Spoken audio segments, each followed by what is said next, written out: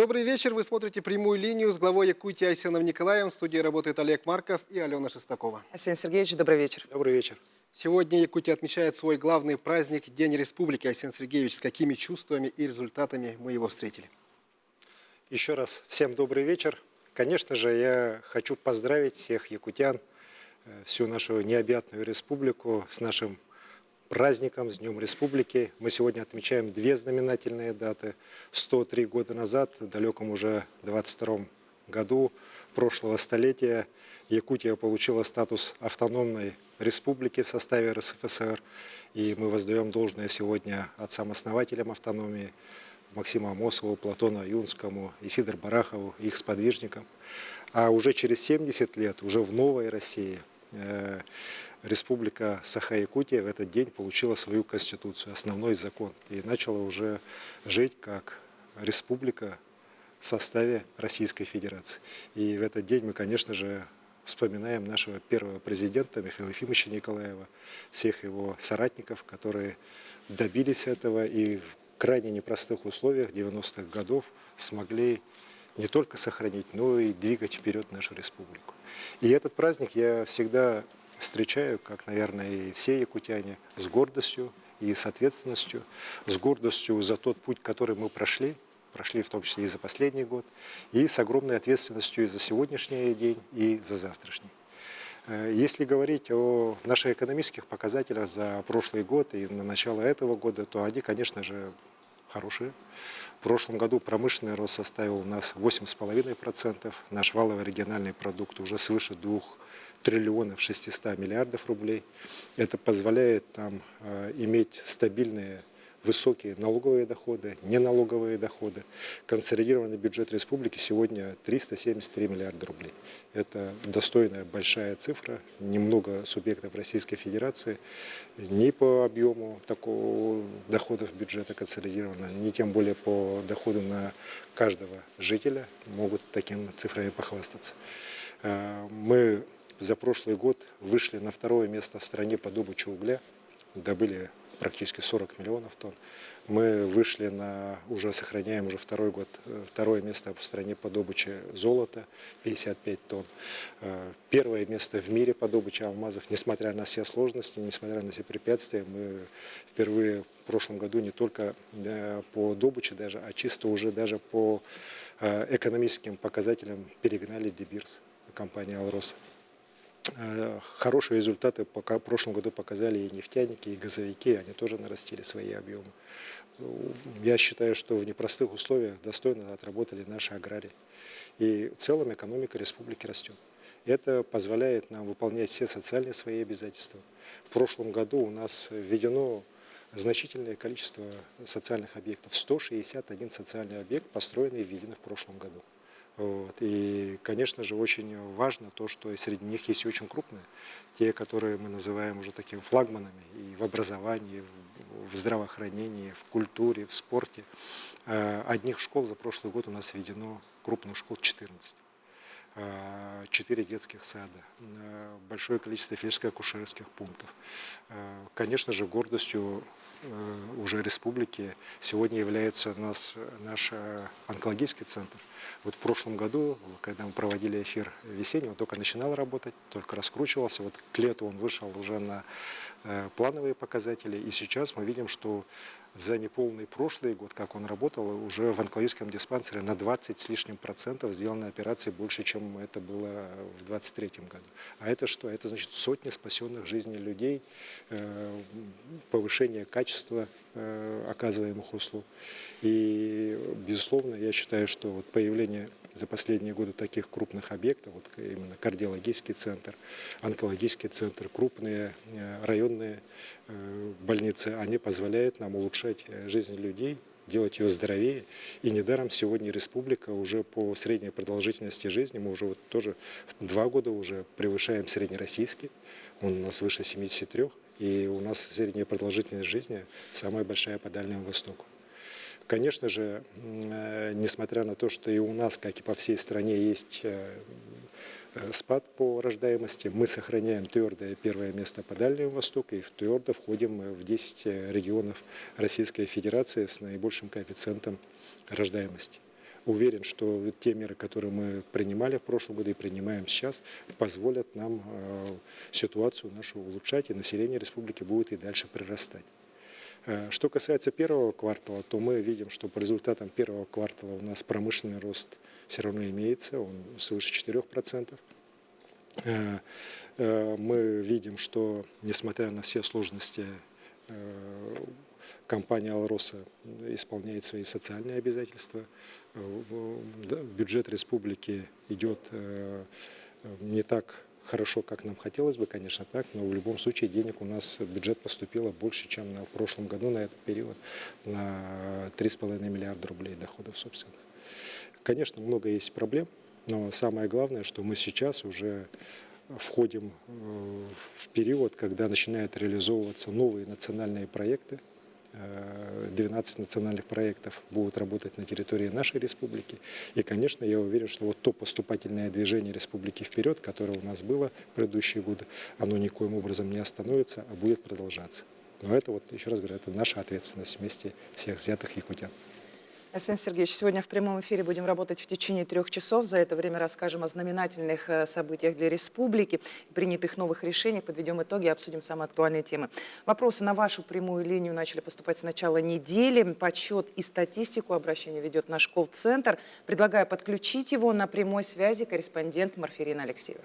Добрый вечер, коллеги. Действительно, прием вопросов на прямую линию стартовал еще с 21 апреля. По данным Центра управления регионом Якутии, за это время от жителей поступило более 950 вопросов. Основные темы касаются дорожного хозяйства и работы транспорта, ЖКХ и управляющих компаний, благоустройства городов и сел, переселения из аварийного жилья, а также социальной поддержки и льготных категорий жителей. Наибольшее количество вопросов поступило от жителей города Якутска, Алданского, Ленского, Мирнинского и Хангаласского районов. Участие в прямой линии принимают члены правительства республики. Все вопросы сразу направляются на обработку в работу. Вопросы продолжают приниматься в Телеграм. Вопрос главе Якутии бот и в колл-центр. Напомню, номер нашего колл-центра 32 01 11, код города 4112. Это многоканальный телефон с 4 станциями, поэтому мы можем одновременно принимать сразу несколько звонков. Кроме этого, вопросы можно еще отправить по номеру 8 914 279 22 62. Вопросы принимаются на 2 языках, на русском и на якутском, и самые актуальные прозвучат в прямом эфире в студии. Студия, передаю вам слово. Спасибо, Марфирина. В этом году главное событие в жизни всей страны – это, конечно же, празднование 80-летия Великой Победы, Великой Отечественной войны. Сэн Сергеевич, как мы встречаем эту памятную дату и в каком формате будут проводиться юбилейные мероприятия? Конечно же, День Победы для всей нашей страны, для всех ее жителей, для каждого из нас – это святой праздник. Мы все Дни Победы отмечаем вот именно с таким отношением. Конечно же, этот год, как юбилейный год, год 80-летия Великой Победы, как год, объявленный президентом у нас в стране годом защитника Отечества, а у нас в республике я объявил год защитника Родины, для нас вдвойне важен, вдвойне ответственен. Мы приняли и уже в начале года реализовали план по выплатам участникам войны, ветеранам тыла, детям войны, узникам концлагерей, блокадникам Ленинграда. Всего порядка 13 тысяч человек получило различные выплаты. Участникам войны в этом году мы повысили выплаты до 2 миллионов рублей. Все они были, уже еще раз говорю, в феврале месяце реализованы, направлены. Большая работа сейчас была проведена по вручению юбилейных медалей к 80-летию Победы. Хочу сказать, что вот эта федеральная юбилейная медаль, она уже сегодня вручена. Вручена, опять же, вот всем категориям, которым она полагается. Сейчас уже началась работа по муниципальным образованиям, по вручению юбилейного знака нашей республики, посвященного 80-летию Победы. Конечно, все эти мероприятия различные, посвященные юбилею Победы, они у нас будут идти весь год. Мы никоим образом не заканчиваем Днем Победы. Но, конечно, понятно, что самое главное – это День Победы, 9 мая. Сегодня уже начинают стартовать те мероприятия, которые вот как раз будут предшествовать Дню Победы. Основные пройдут в городе Якутске, во всех районах республики. По городу Якутску и по нашим всем населенным пунктам главное, конечно, приятное отличие от, например, прошлого года, позапрошлого года, то, что бессмертный полк у нас пройдет в этом году в очном формате. Об этом много людей просили, и вот когда решением Центрального штаба Бессмертного полка такое право было уже дано регионам, мы посоветовали здесь и с органами власти, с правоохранительными органами, и уверены, что с соблюдением всех норм безопасности мы Бессмертный полк проведем на самом высоком уровне. Торжественные мероприятия у нас пройдут 9 мая. Конечно же, это и торжественные митинги, возложение венков. Свеча памяти у нас будет тоже традиционное наше мероприятие. Особо хочу отметить, что в этом году у нас вот в городе Якутске, например, будет открыто 2 памятника. Один памятник – это нашему первому герою Советского Союза из народа Саха Федору Кузьмичу Попову. Он будет установлен в сквере его имени, так, на пересечении вот как раз улицы Дзержинского и улицы Федора Попова. Памятник уже изготовлен. Республика направила субсидию в город Якутск, и город Якутск достойно задачи справился. Уверен, что вот это открытие памятника его, конечно, будет знаком благодарности нашему первому герою Советского Союза из нашего народа. Также в парке Победы будет установлен памятник Гаврилу Протодиаконову, знаменитому артиллеристу, которого тоже знает вся республика. И пройдут также мероприятия, посвященные открытию стеллы по случаю присвоения городу Якутску звания «Город трудовой доблести». Достаточно долго вот изготавливалась эта стелла, она сейчас уже полностью готова, и 7 мая мы ее торжественно откроем. Будут также проходить различные другие мероприятия. Так, 9 мая будет открыт в Якутске храм, новый храм на Портовской, Всесвятский храм.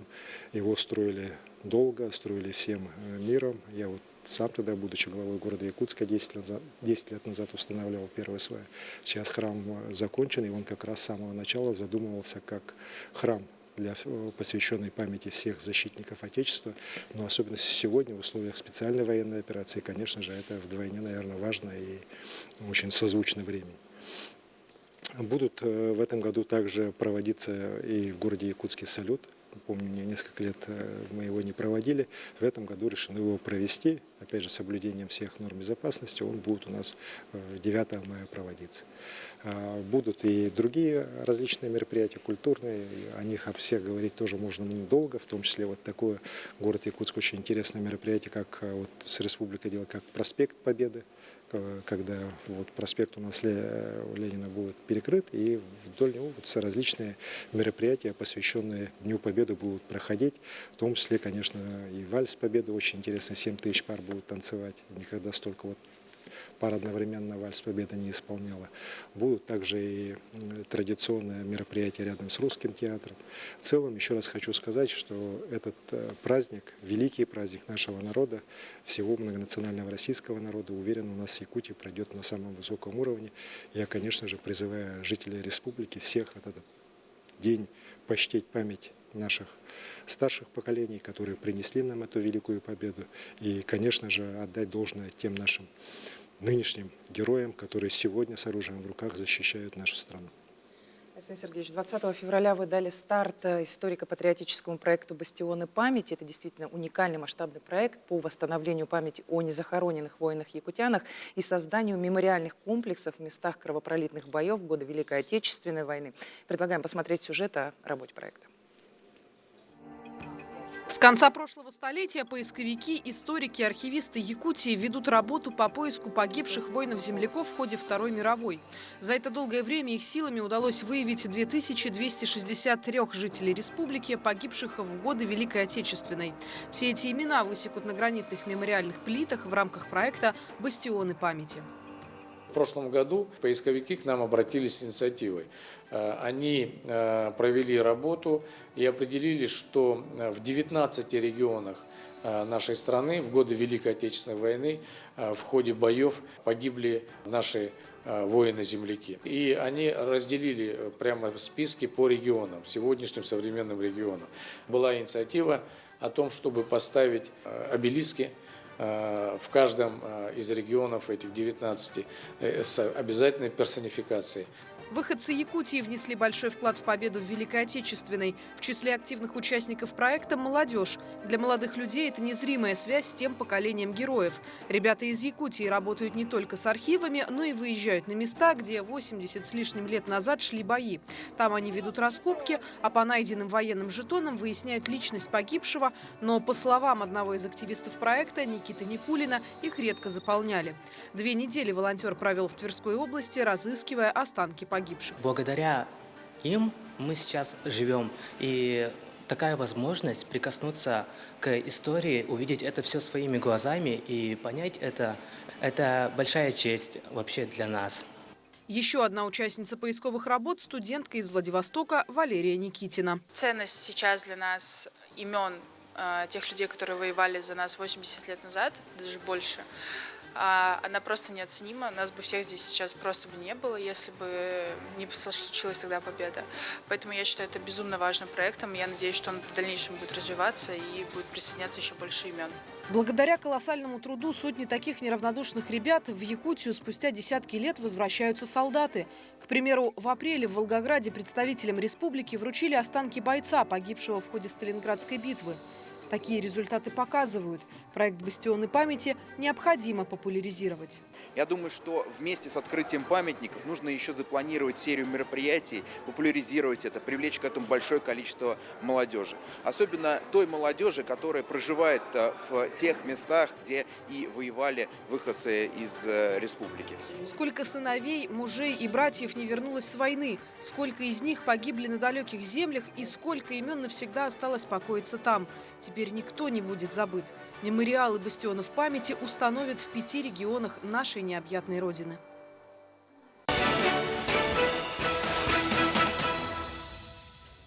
Александр Сергеевич, как вы оцениваете ход работы данного проекта?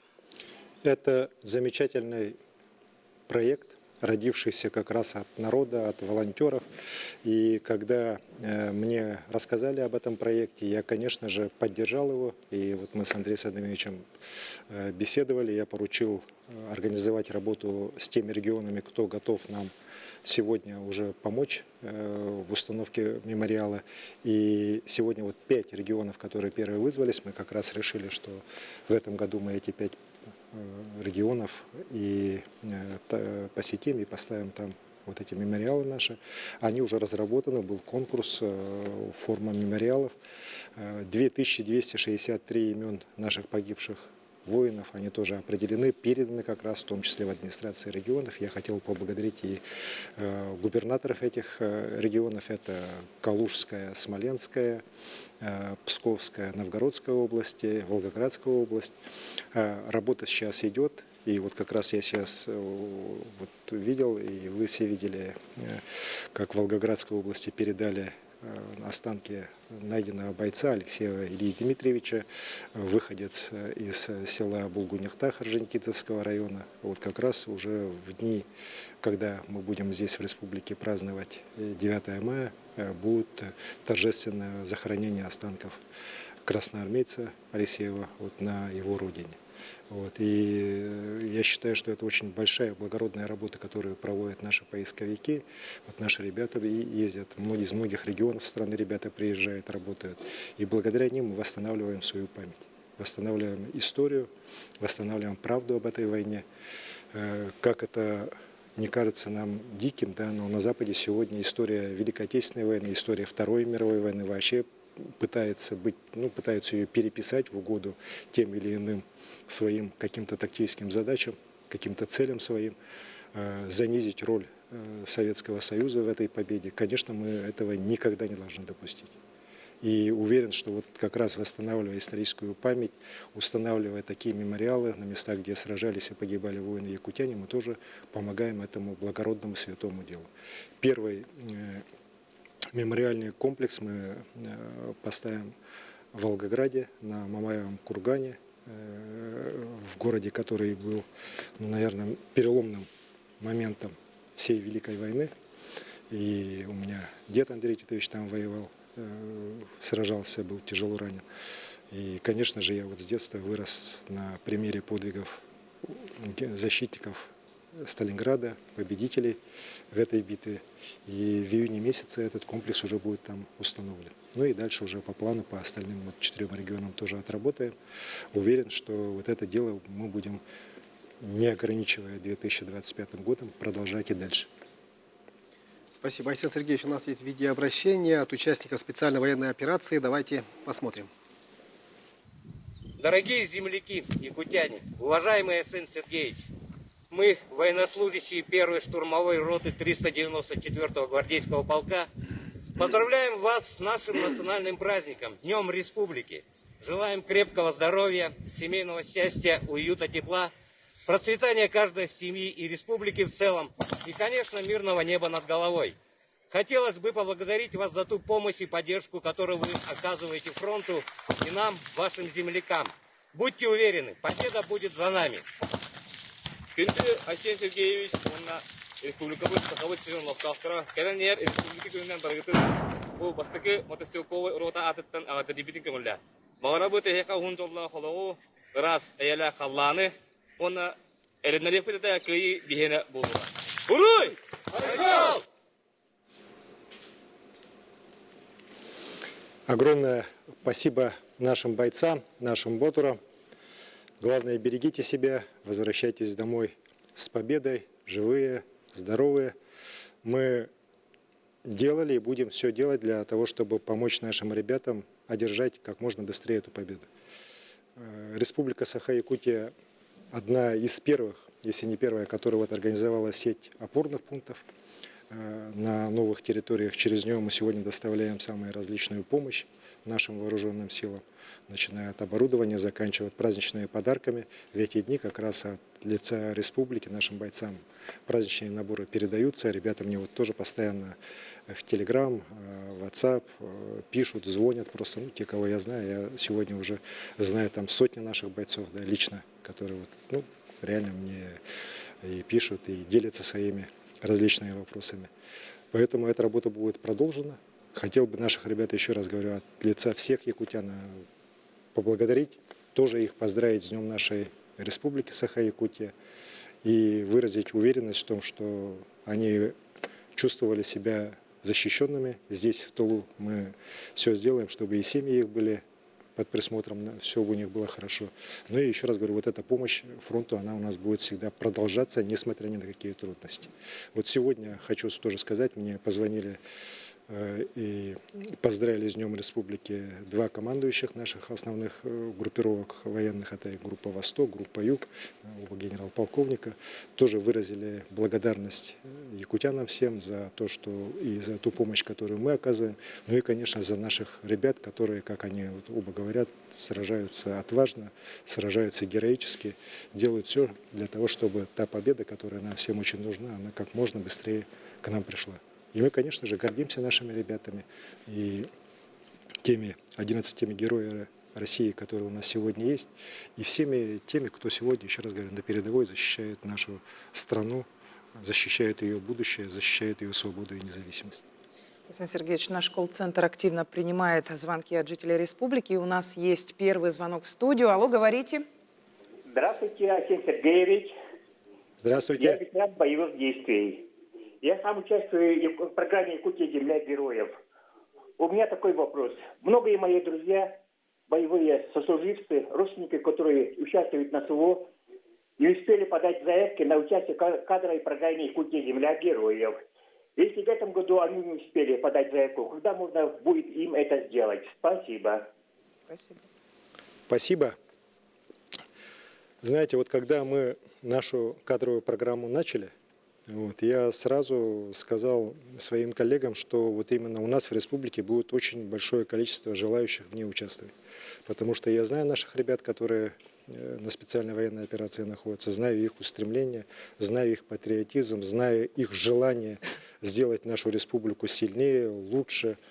И, конечно же, многие из них мечтают, пройдя какое-то определенное обучение, быть полезными именно государству. Работать на государственной службе, муниципальной службе, работать в госкомпаниях.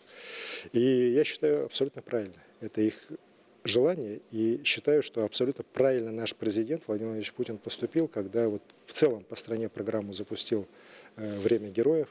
первый набор, знаете, 83 человека было, в том числе вот наш Игорь Юргин, который сегодня работает на должности министра молодежи и социальных коммуникаций республики. И очень хорошо, кстати, работает. Вот. И он же правильно говорит, когда о том, что в будущем нам нужна настоящая элита государства, настоящие патриоты, которые в своей работе во благо государства, в своем служении государству будут руководствоваться именно идеями патриотизма, которые вот с оружием в руках защищали наше государство. Я полностью на все 100% разделяю это мнение и уверен, что и у нас в республике также должно быть. И 25 у нас будут обучаться на первом годе обучения, 594 у нас поступило заявки вот на эти 25 мест. Дальше был отбор. Отбор как раз проводили специалисты президентской академии, так сейчас называется Российская академия народного хозяйства и государственной службы при президенте. Сейчас вот после предварительных вот отборов осталось 293 человека, по-моему. Да? Со всеми ними сейчас идет собеседование, там, где возможно очное, там, где нет связи, онлайн собеседование. И где-то вот к концу июня, в июне месяце у нас определятся вот 25 человек, которые будут проходить обучение. Обучение будет идти год. Через год они получат диплом о профессиональной переподготовке Высшей школы инновационного менеджмента. И еще раз говорю, будут полностью все зачислены в кадровый резерв Республики Саха-Якутия. И я вам точно гарантирую, что мы их будем использовать именно на назначение уже на различные государственные должности, муниципальные должности, на работу в крупных государственных компаниях. Ну и если есть возможность, не только в государственных компаниях. Вот. Для того, чтобы, еще раз говорю, к руководству республики вот начали приходить те люди, которые реально с оружием в руках защищали наше государство, делали все для того, чтобы быстрее вот пришла к нам победа. Еще 25 ребят, которые вот прямо сейчас вот находятся на линии СВО, поэтому по разным причинам не смогут принять участие вот на этом потоке, они будут отобраны уже в кадровый резерв этой программы, и по мере их демобилизации они сразу смогут уже в программу эту уже включиться и начать обучение. Программа эта точно не на 1 год, она будет у нас несколько лет длиться. Вот. И уверен, что вот те ребята, которые в силу разных причин не успели подать документы, а таких на самом деле много, ко мне вот даже звонили там тоже мои хорошо знакомые, которые со СВО вернулись, что вот день не успели, 2 не успели, что-то там не работало у них так. Но здесь даже я был бессилен, потому что, еще раз говорю, тут подходы были у всех ко всем одинаковые, поэтому вот сейчас список уже как бы закрыт, вот сейчас до конца дойдем, в следующем году работа будет продолжена. Спасибо, Арсений Сергеевич. Давайте примем еще один телефонный звонок. Добрый вечер. Вы в прямом эфире. Здравствуйте, Арсений Сергеевич. Здравствуйте. Онна мен бу жокускай корат вон хатис юмердагы школатын терапевтерин аттырыттан вопрос эйтекпин барабын. Бир школа бутыгар нахал да хого веренер школа бут жокускай хамал кинигер турар.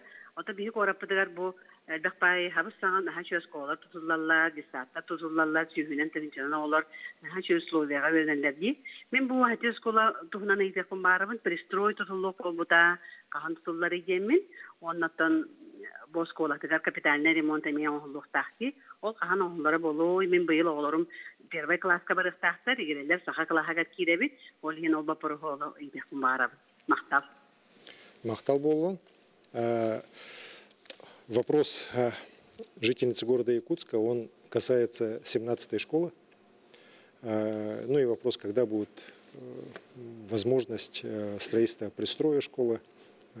Ну, реально, 17-я школа одна из самых, наверное, у нас переполненных школ в городе Якутске. В самом центре она стоит. Я сам главой города Якутска был в свое время, знаете, так, поэтому очень хорошо эту проблему знаю. Там школа на 350 мест была построена в начале как раз нулевых годов. Там, если я сейчас не ошибаюсь, порядка 1600 детей учатся.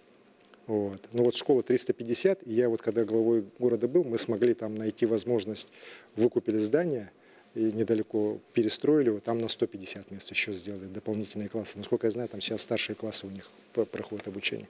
Но в любом случае вот на 500 мест всего, а детей 1600. Конечно, переполнено страшно, много жалоб. Вот, поэтому мы очень внимательно подошли к изучению земельного участка. Вот с Евгением Николаевичем мы несколько раз разговаривали, обсуждали со строителями и нашли, в принципе, возможность вписать там пристрой. Пристрой большой будет, на 3000 квадратных метров. Если не ошибаюсь, 4 этажа. Вот. То есть верхний будет административный, ну и на 3 уже можно учебные классы размещать различные. И строительство, ну, я считаю, что в этом году уже начнется. Деньги у нас есть, как раз по мастеру-плану города Якутска, который утвержден нашим президентом. В этом году реализация начинается, и вот у нас 3 школы попали. Это в первую очередь, вот, конечно, 17-я школа. И уверен, что пристрой у нас строят быстро. Вот могу сказать, даже вот внутри года научились строить наши строители. Уверен, что также быстро построят, и уже в следующем году, ну, по крайней мере, вот стесненность очень колоссальная 17-я школа, ну, все-таки на порядок уже эту проблему мы снизим. Но работу будем продолжать и по другим школам, потому что и по другим школам есть много таких вопросов. Александр Сергеевич, спасибо. Напоминаем, что вопросы для Айсена Николаева принимаются не только по телефону, но и на WhatsApp и Telegram. Хочу озвучить сообщение в чат-бот в Телеграме. Нам пишут: не устраивает работа общественного транспорта в Якутске. Утром и вечером приходится подолгу ждать автобус. Когда он приходит, порой невозможно сесть из-за перезагруженности. Вопрос действительно злободневный для всех, наверное, горожан. Вот как можно изменить эту ситуацию? Знаете, здесь по нескольким направлениям надо работать. Вот. Я неплохо знаю эту проблему. Вот. Ее можно решить как? Во-первых, надо, конечно же, дальше заниматься обновлением городского транспорта. Это то, в чем городу республика помогала и будет помогать. Помните, вот мы на 100 лет республики 100 автобусов как раз было при субсидировании со стороны республиканского бюджета по федеральным программам приобретено, и город Якутск как раз их получил. И ЯПАК получил, и получили в том числе и частные предприниматели по лизингу льготному, часть которого субсидировала республика. Дышать сразу стало легче. Но вместе с тем, вот сегодня могу сказать, что на маршруты ежедневные по городу Якутску выходит порядка 280, 290 автобусов. Вот. Из них 210 – это пазики, приобретенные в 2013-2018 годах. Вот это те автобусы, которые должны быть заменены на современные автобусы, более комфортабельные, более вместительные, которые во многом позволят проблему вот этого общественного транспорта решить. В этом направлении у нас планы какие? До 2030 года республика планирует порядка 500 автобусов приобрести. Из них половина должна быть направлена на город Якутск, половина уже в другие муниципалитеты. Потому что сегодня, к счастью, уже и в других муниципальных образованиях общественный транспорт начинает работать. И у людей, кстати говоря, очень хорошие как раз отзывы с мест о работе общественного транспорта, о появлении автобусов на маршрутах в некоторых районных центрах, в городах. И, конечно, эту работу надо продолжить. Здесь самая серьезная проблема сегодня финансовая, потому что из-за высокой процентной ставки, реально лизинговые платежи все выросли. Федеральное правительство очень серьезно сегодня нам, регионам, помогает в этом направлении. И мы очень надеемся, что в этом году все-таки, несмотря на все финансовые сложности, порядка 50 автобусов мы сможем приобрести по программе субсидирования. И это каким-то образом поможет городу Якутску. Вторая вещь, которую здесь в городе надо сделать. Все-таки город растет. Город растет быстро. Вот за последние лет 12 город вырос по численности на 28%. Он уже сейчас превышает, если вместе с Жатаем считать, гораздо больше 400 тысяч. Это 40% населения республики. Конечно же, надо более правильно новую схему автобусного движения составлять. Помните, вот у нас был определенный кризис, вот сейчас вроде все притерлось по этой схеме движения автобусов. Этим надо постоянно заниматься. И, конечно же, вопрос в том, что если больше людей, то, конечно, больше людей и в автобусах ездят. И, соответственно, нужно больше автобусных маршрутов. Надо, чтобы они чаще ходили. Так? Потому что старым количеством автобусов решить проблему автобусного сообщения в городе, где растет население, невозможно. Это математические законы. И вот поэтому эти все увеличения интервалов и так далее, конечно, ни к чему хорошему не приведет. И городу здесь есть над чем работать. Вот еще раз говорю, то, что мы, республика, можем помочь в части как раз помощи по приобретению автобусов, мы занимаемся и, конечно, будем городу здесь оказывать всяческую поддержку, но здесь как раз городской администрации надо очень серьезно и дальше работать. И по привлечению водителей, и по организации новых маршрутов, и по их интервалам, по автоматизации движения, по управлению движением. Тут, как говорится, это вот одна из таких основных, на самом деле, функций городской власти, как раз надежное функционирование общественного транспорта. К нам поступает очень много звонков от наших телезрителей и радиослушателей. На многие вопросы отвечают сразу члены правительства и руководители ведомств, а наиболее актуальные перенаправляются к нам в студию. Давайте примем еще один телефонный звонок. Добрый вечер, вы на связи. Здравствуйте, Арсений Сергеевич. Добрый день. Жительница города Якутска, Светлана Иванова. Обращаюсь к вам по вопросу чистоты нашего города. Это, наверное, интересует многих, потому что Якутск утопает в грязи. Лужи везде, мусор, грязь. Не пройти, не проехать. До работы не можем дойти пешком, не то что гулять. Это в центре так. А что на окраинах творится, даже мы не представляем. Каждый год одно и то же. Столица Алмазной Республики тонет в грязи. Неужели никому нет дела? Спасибо. Спасибо. Ну, я ожидал, что, наверное, такой вопрос все равно прозвучит, а он обычно всегда у нас по весне поступает. Я бы не стал, наверное, знаете, вот уж говорить, что уж совсем у нас все плохо. Вот сегодня 27 апреля, мы видим, сколько людей у нас по улицам ходит, гуляет. Вот, конечно, в этом году я считаю, что вот такая чистота, как вот сегодня, например, да, в центре, например, по проспекту, город бы, наверное, смог ее обеспечить гораздо раньше, только апрель у них реально был аномальный. Аномальный с точки зрения, знаете, погоды, когда у тебя за месяц выпадает там 3 месячные нормы, там чисти, не чисти, все равно будет грязно. Так? Это, к сожалению, так везде. Вот. Поэтому я считаю, что в принципе вот сейчас город должен подтянуться, тем более у нас такие великие праздники уже начинаются, вот День Республики, потом уже скоро 1 мая, потом 9 мая. Уверен, что они справятся, видно, что дороги уже более-менее чистят, везде причем, не только в центре, но и по краям города. Вместе с тем, конечно же, очень большие нарекания есть, и здесь я с жителями, вот, и в том числе вот, с жительницей согласен, это дворовые территории. Дворовые территории, конечно, оставляют желать лучшего. Не знаю, что здесь причиной, то ли вот та реформа, как многие говорят, когда вот ЦГХ ликвидировали, отдали все управам, управа сейчас не могут наладить взаимодействие с управляющими компаниями, из-за этого есть такой определенный бардак, так, то ли какие-то другие темы, связанные вот как раз с отсутствием постоянного штата муниципальных дворников, как у нас, например, раньше было. Ну, может быть, и комплекс всех этих проблем. Но понятно, что в будущем городской власти и главе города надо особое внимание обратить именно на вот эти дворовые территории. Если в дворах будет грязно, улицы чисти, не чисти, все равно это все будет туда выходить. И вот здесь как раз работа и управляющих компаний, органов вот как раз управления окружных, управление, работа муниципальных предприятий, она вот как раз на это должна быть сосредоточена, на мой взгляд. Ну и, конечно, дорогами надо тоже постоянно заниматься. Дорог, в том числе, вот хорошо сделанных в городе с каждым годом больше, соответственно, надо их чистить. Чистить надо больше уже, так, а оставлять все так, как было на уровне десятилетней давности, да, к сожалению, так уже не получится, потому что все дорожает, в том числе и техника, и топливо, заработная плата людей растет. Ну и здесь поэтому я считаю, что должны быть соответствующие направления приоритетные по городу выбраны. Но Евгений Николаевич это все, кстати говоря, хорошо понимает. Так? Мы часто достаточно с ним разговариваем. Вот сегодня как раз тоже немножко поговорили и договорились 2 мая город как раз проехать, посмотреть.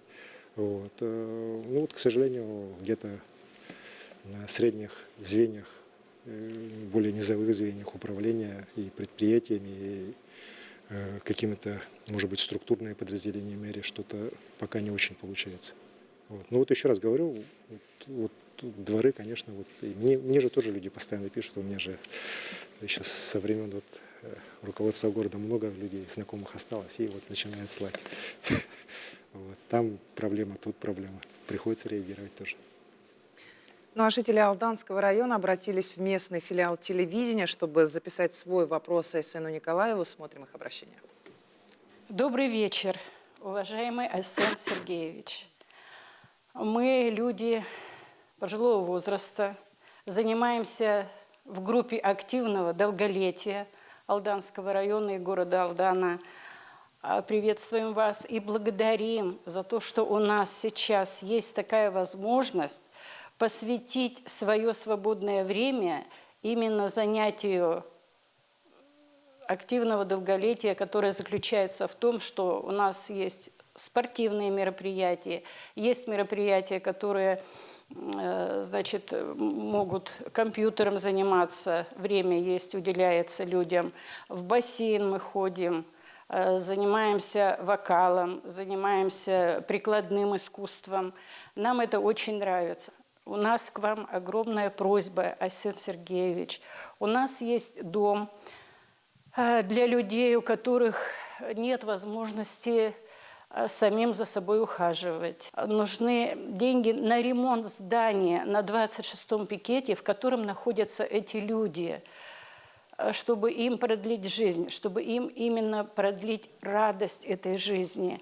И очень хотим, чтобы вы все-таки нам помогли с этим вопросом. Спасибо за вопрос, за предложение. Ну, несколько слов все-таки о нашем старшем поколении я скажу. Я очень рад, что вот Надежда Якушева вот сейчас выступала, да, и с ней наши представители старшего поколения имеют возможность вот как раз активно заниматься, вот как они сказали, и спортом, и культурой. Это очень важно, потому что ведь сейчас очень активно и во всем мире, и у нас в стране, что для людей важно? Важно активное долголетие. Не просто жить долго, да? Жить долго можно при современной медицине и очень серьезно болея, да? А вот именно быть здоровыми, активно двигаться, помогать своим детям, внукам, самим вот, заниматься спортом, да, путешествовать, узнавать что-то новое, активно участвовать в различных общественных мероприятиях. То есть жить полной, полнокровной жизнью. Это вот то, что сегодня является уже желанием людей старшего поколения. Я это постоянно чувствую, я же тоже встречаюсь с представителями старшего поколения, мне об этом очень часто говорят. И мы в республике должны делать все для того, чтобы вот это у нас было. Вот. В городе Якутске мы планируем, что все-таки в 2027 году Центр активного долголетия мы здесь откроем. Здесь нам Сбер обещал помочь с своим зданием, которое на Кирова, которое они сейчас уже будут переезжать в другое здание. Это здание мы у них уже возьмем, переделаем, отремонтируем, и вот там центр такой организуется. Но надо такие центры создавать и в других наших населенных пунктах, особенности крупных, где большое количество вот людей старшего поколения живет. Уверен, эта программа будет продолжена. Мы очень внимательно вот на это я вот нацеливаю и систему нашего здравоохранения, и систему нашей вот соцзащиты, в целом муниципалитета. Потому что, еще раз говорю, старшее поколение – это не то поколение, которое просто должно доживать свой век. Да? Оно, наоборот, должно активно жить, активно радоваться жизни, помогать своим, еще раз говорю, младшим поколениям, передавать опыт им абсолютно без проблем. И самим вот еще раз что-то новое узнавать, чем-то заниматься тем, что душа лежит. Да? И здесь государство будет делать все для того, чтобы эта программа у нас работала. Что касается вот категории лиц, уже, у которых ограничены возможности, особенно вот престарелых, то здесь в республике много делается. За предыдущие годы мы ввели такие новые, современные, хорошие объекты в Алекминске, в Намцах. В этом году ведем в селе Матта Мегенокангаласского Улуса. И вот буквально накануне Дня Республики мы установили первую сваю под такой комплекс, тоже под спальный корпус на 200 мест вот республиканского дома для престарелых и инвалидов здесь у нас на улице Якутской. И будет еще капитальный ремонт старого корпуса, и тогда у нас появится там такой, знаете, современный, красивый тоже комплекс, где для людей старшего возраста будут сделаны все удобства. Причем как для постоянного проживания, так и для дневного стационара.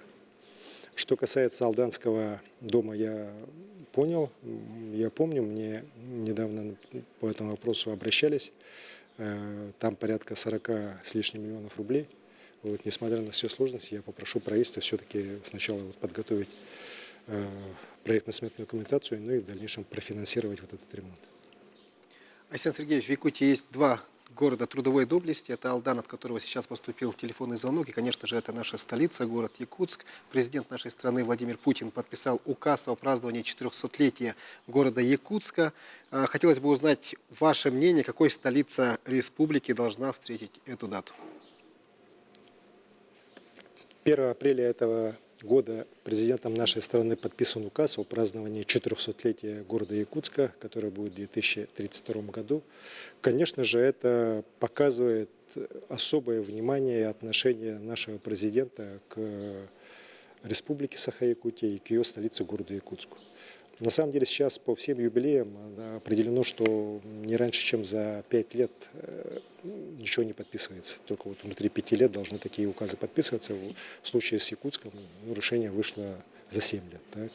И, конечно, у нас есть возможность более серьезнее подготовиться, более правильно отработать, в том числе вот и по реализации мастер-плана города Якутска, о котором мы сейчас уже говорили, но и по всем другим направлениям. Цель здесь одна. Она уже определена у нас, в том числе мы об этом и президенту докладывали. Город Якутск должен стать лучшим городом на вечной мерзлоте для жизни людей. Здесь задач у нас море, вот начиная вот как раз от того, о чем предыдущая жительница города Якутска спрашивала, про чистоту города, про работу коммунальных служб города, заканчивая уже строительством новых кварталов взамен аварийного. Вот на сегодня в городе Якутске аварийного жилья, признанного таким на 1 сентября 2023 года, то есть то жилье, которое по поручению президента мы должны до конца 30 года уже ликвидировать и переселить людей, почти 500 тысяч, 483 тысячи квадратных метров, если быть точным. Вот сегодня кварталы целые начинают строиться для как раз переселенцев из этого аварийного жилья, в том числе вот по Звездному проект неплохо идет. Очень надеюсь, что в этом году мы сдвинем с места по спортивному. Это 17-й, 2-й и 4-й кварталы. Сейчас там работы тоже идут по сносу нескольких домов. И уже в дальнейшем с помощью средств Дом РФ более активное, скажем так, переселение оттуда должно уже начаться в этом году. Я вот про этот год уже говорю. Вот. Также мы надеемся, что и другие проекты по комплексному развитию территории в городе Якутске начнут реализовываться. Здесь очень важно, чтобы городская администрация, Министерство строительства, в целом правительство работали, знаете, вот в одном ключе. Потому что в вопросах, связанных с расселением, бывает очень много нюансов, связанных и с защитой прав людей, которые несправедливо могут оказаться ущемлены. Но заканчивая и случаями, когда есть открытое манипулирование, открытое, скажем так, использование излишне каких-то лазеек в законах для обогащения тех или иных людей. И все это надо пресекать так. Но еще раз говорю, работать надо единой командой для того, чтобы строительство жилья, которое сегодня, к сожалению, по всей стране испытывает серьезнейшие трудности из-за высокой процентной ключевой ставки, и ипотека это сегодня даже льготная, она тоже имеет серьезные проблемы. Так? Вот в этих условиях мы никаким образом стройку не должны останавливать, наоборот, надо строителей поддерживать всеми возможными мерами, которые предусмотрены законом. Только в этом случае мы сможем сохранить вот те хорошие темпы по строительству жилья, которые у нас в республике и в городе Якутске наконец-то появились. Напомню, мы в прошлом году по республике установили рекорд. Никогда в республике Саха-Якутия ни в советские, ни в постсоветские времена не строилось столько жилья, как в прошлом году. 753 тысячи квадратных метров жилья было введено. Вот. Ну и, конечно же, и обустройство дальнейшее вот этих всех территорий, строительства новых социальных объектов, школ, больниц, домов культуры. Это все требует очень серьезной, вот еще раз говорю, совместной координации действий. У нас штаб по реализации мастер-плана работает совместно с городом. Я сам время от времени, раз в полгода провожу его заседания в очном формате. Скажем так, неформально мы с главой города постоянно и с руководителями правительства, Садовниковым Дмитрием Ильичем, министром строительства Романом Виктором Дмитриевичем постоянно вот по вопросам города Якутска обсуждаем и совместно решаем те болевые точки, которые в городе Якутске, к сожалению, накопились за многие-многие десятилетия. Арсений Сергеевич, к нам поступил еще один видеовопрос, на этот раз из Нерингри. Давайте его посмотрим. Здравствуйте, Арсений Сергеевич. Я Легкоступ Екатерина, председатель ТСЖ данной дворовой территории. Наш двор попал в программу по ремонту дворов к юбилею города. Хотелось бы узнать, будет ли здесь новая детская площадка. И, пользуясь случаем, хочу поздравить всех жителей Республики Саха-Якутия с Днем Республики Саха. Спасибо. В этом году город Неринги отмечает свой полувековой юбилей. Замечательная, красивая дата. Город серьезно готовится. В этом году впервые там будут проходить и Сэхулонхо, другие различные мероприятия, посвященные этому славному юбилею.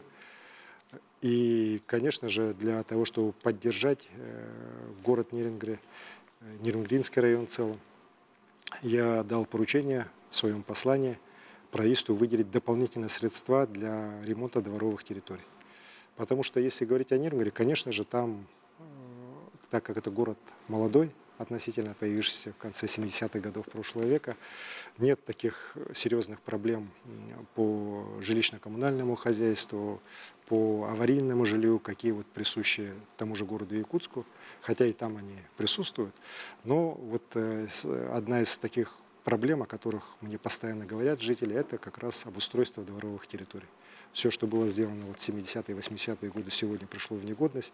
К сожалению, там в 90-е, в нулевые годы там мало что делалось, и реально там есть чем заняться. Поэтому в этом году, как мне Роман Михайлович Гельняк докладывал, 4 дома, 4 дворовые территории большие по улице Дружба народов, они будут делаться. В том числе, я так понимаю, что как раз дома, по-моему, как раз с которых жительница сейчас выступала, в том числе, конечно, и детские площадки там будут, это 100%.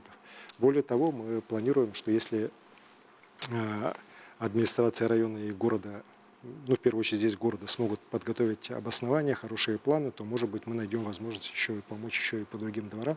Но еще раз говорю, 4 большие дворовые территории определены, и работа на них будет проведена, в том числе и созданием хороших детских спортивных площадок. Арсений Сергеевич, в начале эфира вы коснулись темы Алроса. Давайте немного подробнее остановимся. Этот вопрос многих волнует. 17 апреля прошел хозактив компании, где говорилось и о перспективах развития компании. Это, конечно же, основная системообразующая компания не только Якутии, Дальнего Востока, но и в целом всей страны. Каковы планы развития Алроса на этот год и как будет обеспечиваться устойчивость экономики республики? Спасибо за вопрос. Алроса имеет огромное значение для нашей республики Саха-Якутия.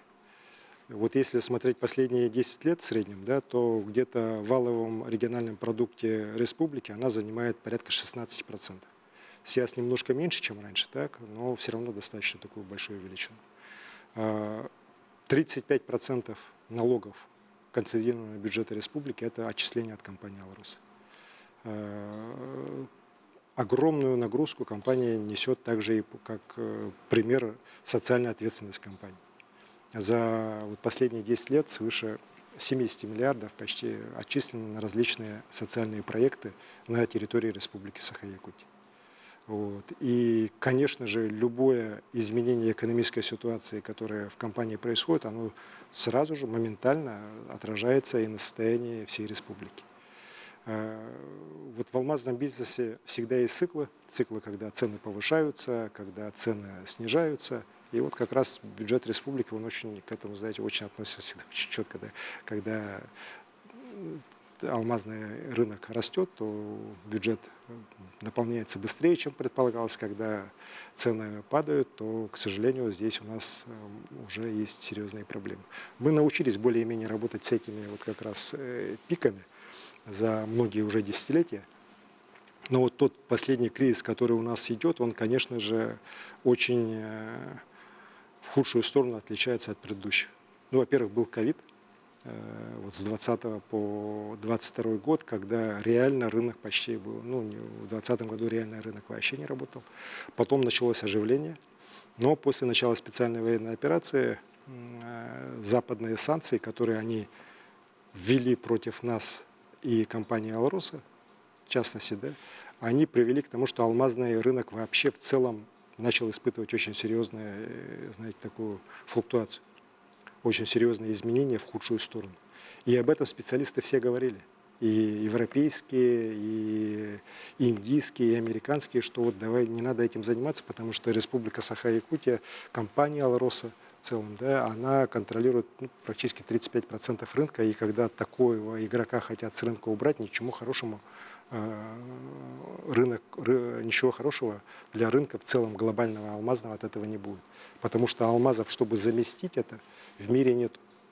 За последние 20 с лишним лет в мире не найдено ни одного крупного месторождения алмаза. Вот подобного, например, нашей трубке Удачнинской, там, Мир и так далее. Вообще нигде в мире. Вот. Те трубки, которые сегодня разведаны, которые есть, они найдены еще в 70-х, 80-х годах прошлого века, по большому счету.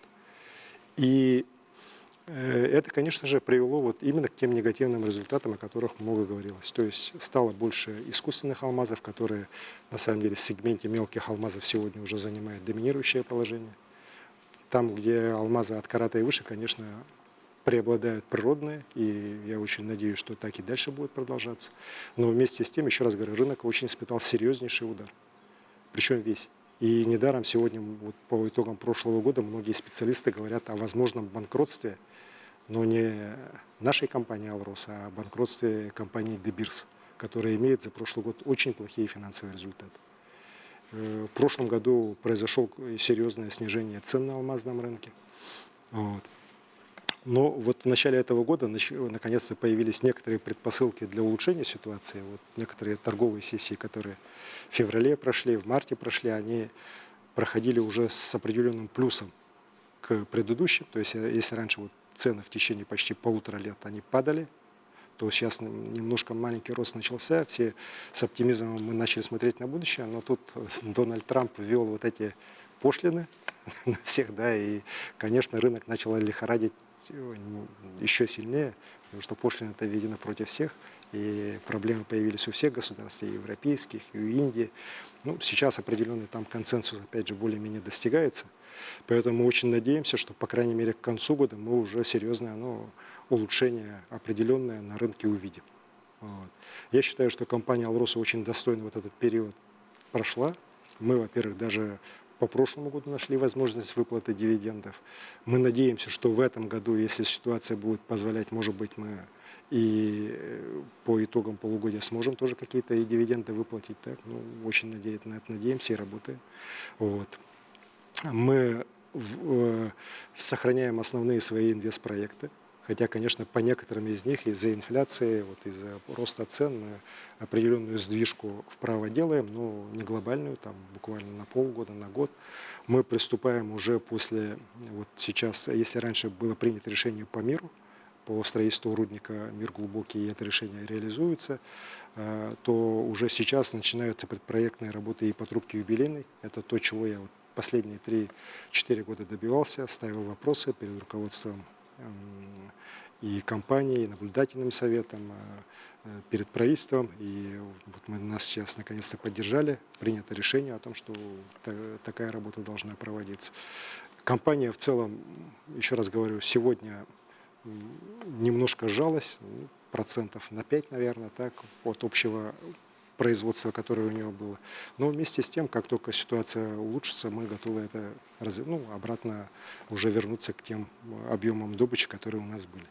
В целом, я считаю, что «Алроса» и дальше будет оставаться флагманом и для Республики Саха-Якутия в целом экономики, и флагманом алмазной индустрии всего мира. Арсений Сергеевич, вопросы продолжают поступать. Зачитаю радостное сообщение из вашего чат-бота в Телеграм. В ТАСС Юряхин начинают строить дом культуры. Нефтяники стали вкладываться там, где добывают. Надо больше. Дерзайте. Спасибо. Ну, это на самом деле очень хорошее событие. Я признателен компании «Роснефть» и вот ее дочерней компании ТАСС Юряхнефтегаз-Добыча. Мы с Игорем Ивановичем Сечиным встречались, и я как раз и сказал, что компания сегодня работает на территории Мирнинского района, на территории сельского поселения ТАСС Юрях. И, конечно же, необходимо при возможности рассмотреть варианты строительства там крупного социального объекта, каким является вот как раз многофункциональный культурно-спортивный комплекс. И Игорь Иванович поддержал, дал соответствующее поручение. 1,5 миллиарда рублей будет вложено в этот проект, и мы очень надеемся, что уже через год с небольшим так, этот объект будет построен, введен в строй, так и, конечно же, для Тасюряха, для его жителей это будет такой, знаете, прорыв для социальной сферы. Село небольшое, но очень активное. Вот. Единственное, кстати, недотационное село у нас в Республике Саха-Якутия. Вот как раз за счет работы компании Тасюряхнефтегаз, других нефтяных компаний. И уверен, что это вот как раз то, что называется, опять же, социальной ответственностью бизнеса.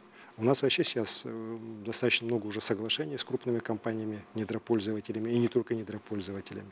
Вот из последних это с компанией Полюс Алдан мы подписали соглашение, тоже о вложениях в республику, социальных именно вложениях.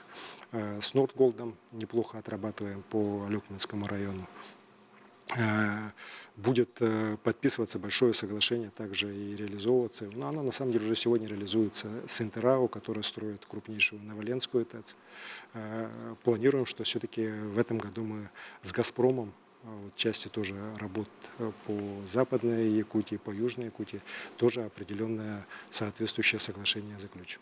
Всего у нас сегодня с 41 недропользователям по территории Республики Саха-Якутия действуют различные соглашения на уровне правительства Республики Саха-Якутия и наших муниципальных районов. Арсений Сергеевич, давайте примем еще один телефонный звонок. Добрый вечер. Добрый вечер, уважаемый Арсений Сергеевич, ветеран строительного комплекса Республики Гаврилкин Игорь Альбертович. В этом году вы открывали домостроительный комбинат в городе Якутске после глубокой модернизации. Ну и хотелось бы узнать планы республики на домостроительный комбинат и когда вы планируете выйти на проектную мощность завода. Спасибо. Игорь Альбертович, добрый вечер, рад вас слышать. Конечно, я помню вот нашу совместную работу и как тогда вы очень были обеспокоены судьбой ДСК. Вот когда компания на самом деле пришла попала в тяжелое финансовое положение, стоял вопрос об ее закрытии, банкротстве. Мы тогда приняли решение и через Республиканское ипотечное агентство сегодня домостроительный комбинат ожил. Первая производственная линия начала работать. Знаете, что там новые технологии, однослойные плиты, как раз в том числе, но которая предназначена для использования в условиях Крайнего Севера, современных технологий. Она более долговечная, более современная, более энергоэффективная. 35 тысяч квадратных метров. Вот сегодняшняя линия, первый этап, который реализован. Мы планируем, что долго не затягивая, в следующем году уже начать реализацию второго этапа. Это позволит нарастить возможности ДСК до 75 тысяч квадратных метров. И более того, я скажу, что мы сейчас смотрим, что если вот стройка реально вот у нас все-таки в городе Якутске, по республике в целом будет идти дальше, и будет потребность в таких домокомплектах, а она, судя по всему, будет, потому что мы на этом заводе сможем выпускать не только многоквартирные дома, но и также монтировать современные социальные объекты, в том числе для сельских наших районов, то мощности могут быть увеличены и до 100 тысяч квадратных метров. Поэтому здесь я считаю, что мы решили несколько серьезных, важных задач. Во-первых, и сохранили сам домостроительный комбинат, его мощности. Во-вторых, сохранили трудовой коллектив, это очень важно. Вот. Ну и сегодня у Республики Саха-Якутия, у его стройиндустрии есть возможность как раз с использованием вот этих мощностей строить современные красивые дома, которые будут востребованы жителями республики. А вам, Игорь Альбертович, и всем ветеранам строительной отрасли большое спасибо за ваш труд. И уверен, что и вы, и другие наши ветераны еще внесете свою лепту в развитие нашей республики. Арсений Сергеевич, ну и в День Республики не могу обойти вниманием инфраструктурный проект Якутии и всего Дальнего Востока, строительство Ленского моста. Каков статус проекта на данный момент? Ну, это уже традиционный вопрос. Вот. Хочу сказать, что стройка идет. 920 свай у нас должно быть поставлено в целом по всему мосту и на русле реки, и по берегам. По левому берегу работа практически уже близится к завершению. Там 71 свая поставлена из 79, по-моему. Так. На правом берегу работы начались. Там сваи гораздо больше должно быть поставлено, порядка 400, если не ошибаюсь, порядка 400 свай, из них поставлено около 20. Так? Только работа вот еще раз только начинается. Так? И в этом году у нас должны работы начаться на русле реки. Здесь я хочу подробнее сказать, что вот там будет использоваться впервые у нас в республике такая конструкция, как кофердама. Это вот такая, знаете, вот, большой стальной круг, как бы, грубо говоря, сделанный, который будет устанавливаться прямо на реке, на дне реки. Вот, оттуда будет потом вода откачиваться, и потом уже туда будет забиваться, после того, как вода уйдет, оттуда забиваться сваи. Вот. И всего у нас 3 кофердама должно быть установлены на реке, по 3 пилона высоких Ленского моста. Планируется, что в этом году один из них, он уже будет прямо вот выведен, уже поставлен, и работы там начнутся, в том числе по установке свай. Вот всего на самом русле тоже свыше 400 свай должно быть установлено. Вот, по реке. Сейчас порядка 100 единиц техники, свыше 200 человек работают. Еще раз говорю, работы идут по плану. Первый федеральный транш этого года мы уже получили 1 300 000 000, 4 миллиарда частный партнер за счет собственных средств, за счет кредитных средств выделил, тоже работы там уже идут. Мы надеемся, что до конца года и республика часть, которую мы должны выделит по этому году. Но в целом, еще раз говорю, планы сделаны, сейчас только строить и строить. Так, проект грандиозный, просто огромный, большинство даже просто не представляет, каких масштабов строительства сейчас у нас начинается, так, какие технологии применяются. На самом деле технологии уникальные.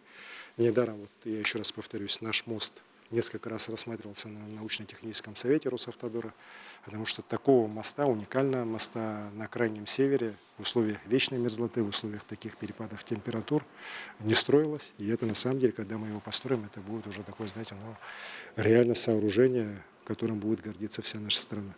И внимание очень большое, постоянный контроль идет со всех соответствующих надзорных, технических структур, потому что здесь, конечно, никаких отклонений от проекта быть не должно. Но очень надеемся, что все отработают на 5, и в установленные сроки Ленский мост, которого вся республика ждет уже многие десятилетия, будет построен и введен в строй. Спасибо. Арсений Сергеевич, сейчас уделяется очень много внимания возвращению наших воинов в специальной военной операции. Мы подготовили на эту тему сюжет. Давайте посмотрим. С раннего утра Гаврил Сидоров на рабочем месте. Ремонтирует автомобили нюрбинцев в собственном автосервисе. Открыть свое дело участник специальной военной операции, ветеран боевых действий, смог благодаря программе государственной поддержки начинающих предпринимателей. Гаврил составил бизнес-план, защитил его перед комиссией и получил соцконтракт и поддержку в размере 350 000 рублей. На эти деньги он закупил необходимое оборудование и открыл собственный сервис. Такая государственная программа есть у нас в республике, да, вот поддержка участников специальной военной операции, кто хочет начать свое дело. Вот это такой, ступенька для создания своего дела. Думаю, вот дальше расширить свой бизнес. И работает фонд «Защитник Отечества». Кто приехал, я посоветовал бы туда обратиться. Социальная поддержка ветеранов в числе приоритетов власти Якутии. В республике участники боевых действий могут получить самую разнообразную помощь. Пройти медицинскую реабилитацию, получить консультацию и финансы при открытии собственного дела, устроиться на работу в ведущие компании и организации. Герои на фронте, они доказывают преданность Родине и в родной республике. Иосиф Слепцов сменил военный камуфляж на деловой костюм, а окопы и блиндажи на классы и коридоры школы в Якутске. Это стало возможным благодаря участию в президентской кадровой программе «Время героев». Готовят из числа участников специальной военной операции которые делом доказали свою преданность Родине для работы в руководящих должностях в республике, и в регионе, и в России. После 4-й командировки я приступил к обязанностям на той работе, где я работал заместителем директора по безопасности школы номер 39. Работал там, и в 2024 году глава города Евгений Николаевич предложил эту должность мне. Также в республике действует кадровая программа «Якутия. Земля героев», которая является продолжением президентского проекта «Время героев». Благодаря ей участники специальной военной операции получат возможность пройти обучение и в дальнейшем трудоустроиться в организациях государственного сектора, а также проявить себя в общественной деятельности. Слушатели, успешно завершившие программу, получат диплом о профессиональной переподготовке и будут включены в единый кадровый резерв. Я думаю, те знания и умения, которые дадут нам в течение года для конкурсантов этого проекта, они в будущем понадобятся нам в трудовой деятельности на благо нашей Родины. В Якутии продолжается помощь при трудоустройстве, а также профессиональном переобучении участников СВО и членов их семей.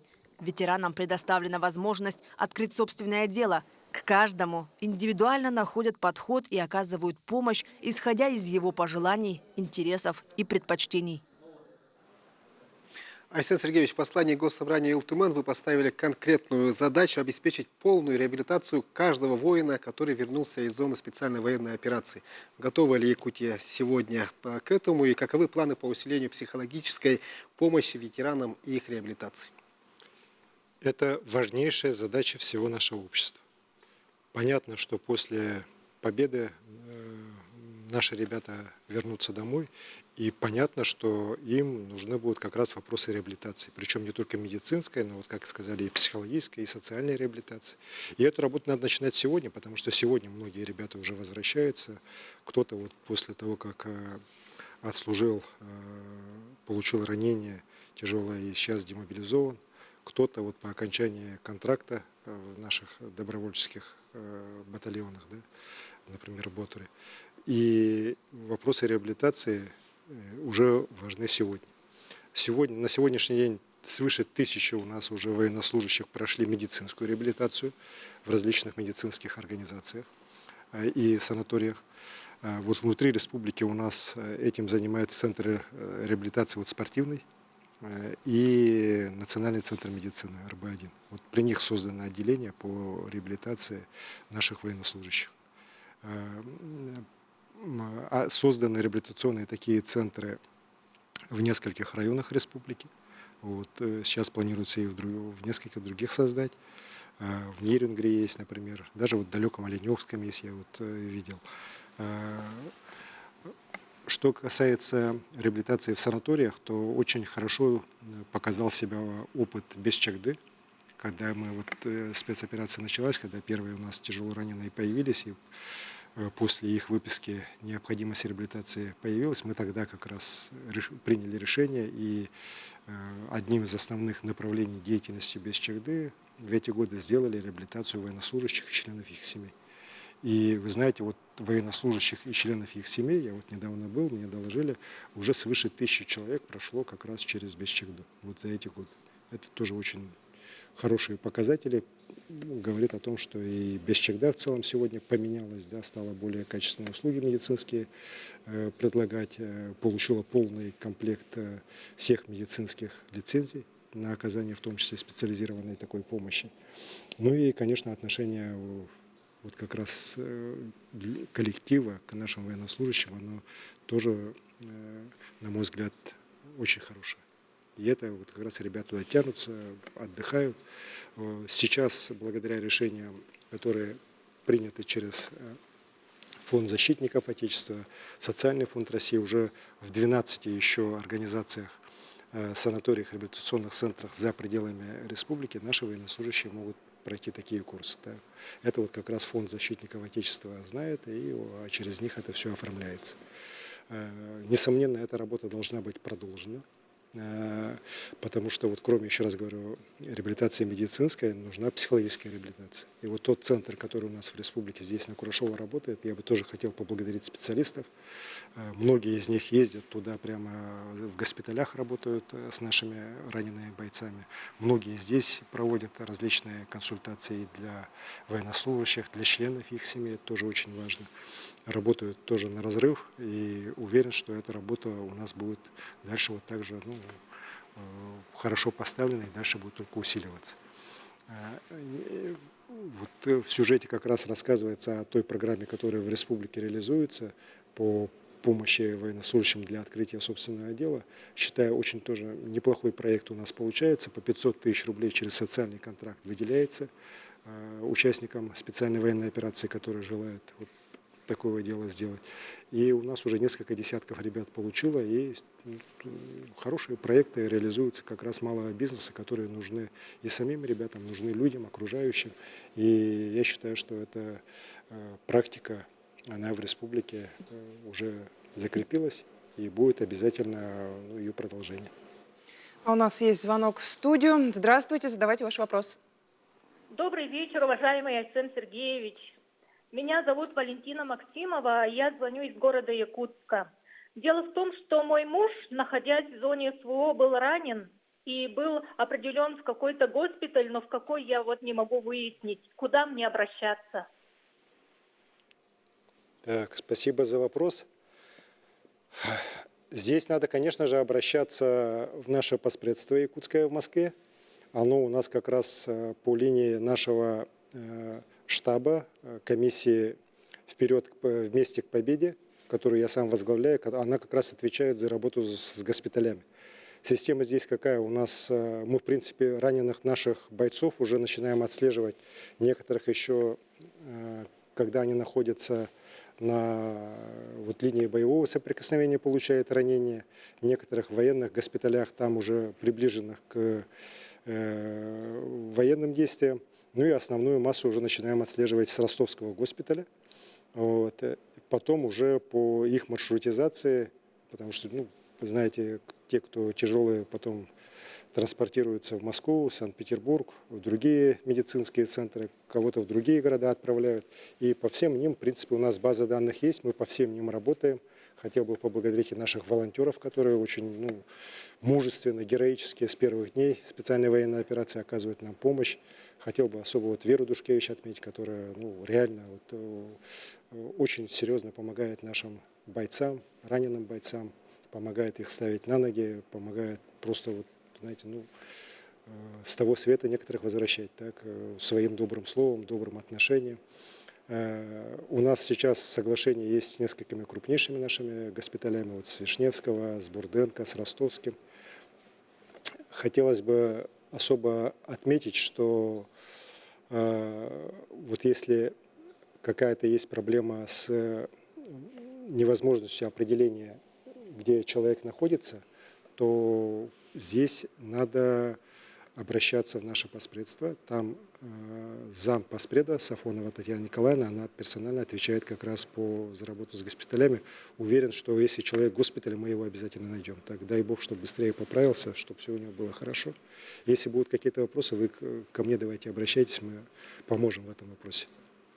Вот. Кстати говоря, я вот здесь я видел вопрос, промелькнул тоже, да, связан с специальной военной операцией. Я так понял, что мать, наверное, да, или жена хотят передать военнослужащему посылку на день рождения. По-моему, июнь был. Июнь, и как это сделать? На самом деле, вот сегодня, наверное, мы тот регион, где реально вот это можем организовать. Так, вот если у нас здесь на Орджоникидзе 10 штаб нашего регионального волонтерского движения размещается, вот туда передать посылку с конкретным адресом, с указанием воинской части, то я думаю, что мы точно это доведем. Вот, у нас достаточно быстро это работает, и я сам вот, когда бываю в наших опорниках, всегда вижу, вот там целые полочки такие отдельные для наших бойцов, прямо с именами, фамилиями, и прямо там расписано, когда обещали приехать, когда заберут, что там, как там. Система такая достаточно четко, хорошо налажена, и поэтому, кстати говоря, вот не благодарил еще, хочу поблагодарить и работников наших опорных пунктов, которые реально тоже очень много делают, порой рискуя собой. Я сам видел, вот, во что превратилась машина, да, наша опорная пункта, в которую вот FPV-дрон вражеский попал. Целенаправленно за ними охотился, так, но слава богу, что все ребята живы-здоровы, так, но машина, конечно, полностью уничтожена. Вот рискуют с собой для того, чтобы помочь нашим бойцам, в том числе доставляя посылки из дома. А они для ребят, поверьте мне, очень важны. Потому что я, когда общаюсь с ними, любая посылка, письмо, открытка из Якутии, для них просто это очень большая драгоценность. Александр Сергеевич, в прошлом году Якутия стала лидером наряду с Москвой и Московской областью по объему средств, привлеченных на реализацию нацпроектов. В новом стратегическом цикле, как вы уже сказали, Якутия участвует в 12 национальных проектах. Вот что изменится, сохранится ли позитивная динамика финансирования и на какие результаты вообще нацелена Якутия? Да, мы по реализации национальных проектов нашего президента, которые были объявлены в 2018 году, началась их реализация с 2019 одни из лидеров страны, вне всякого сомнения. 235 миллиардов рублей было направлено на реализацию нацпроектов на территории республики, из них 175 миллиардов – это федеральные средства. Правильно сказали, мы в тройке субъектов Российской Федерации.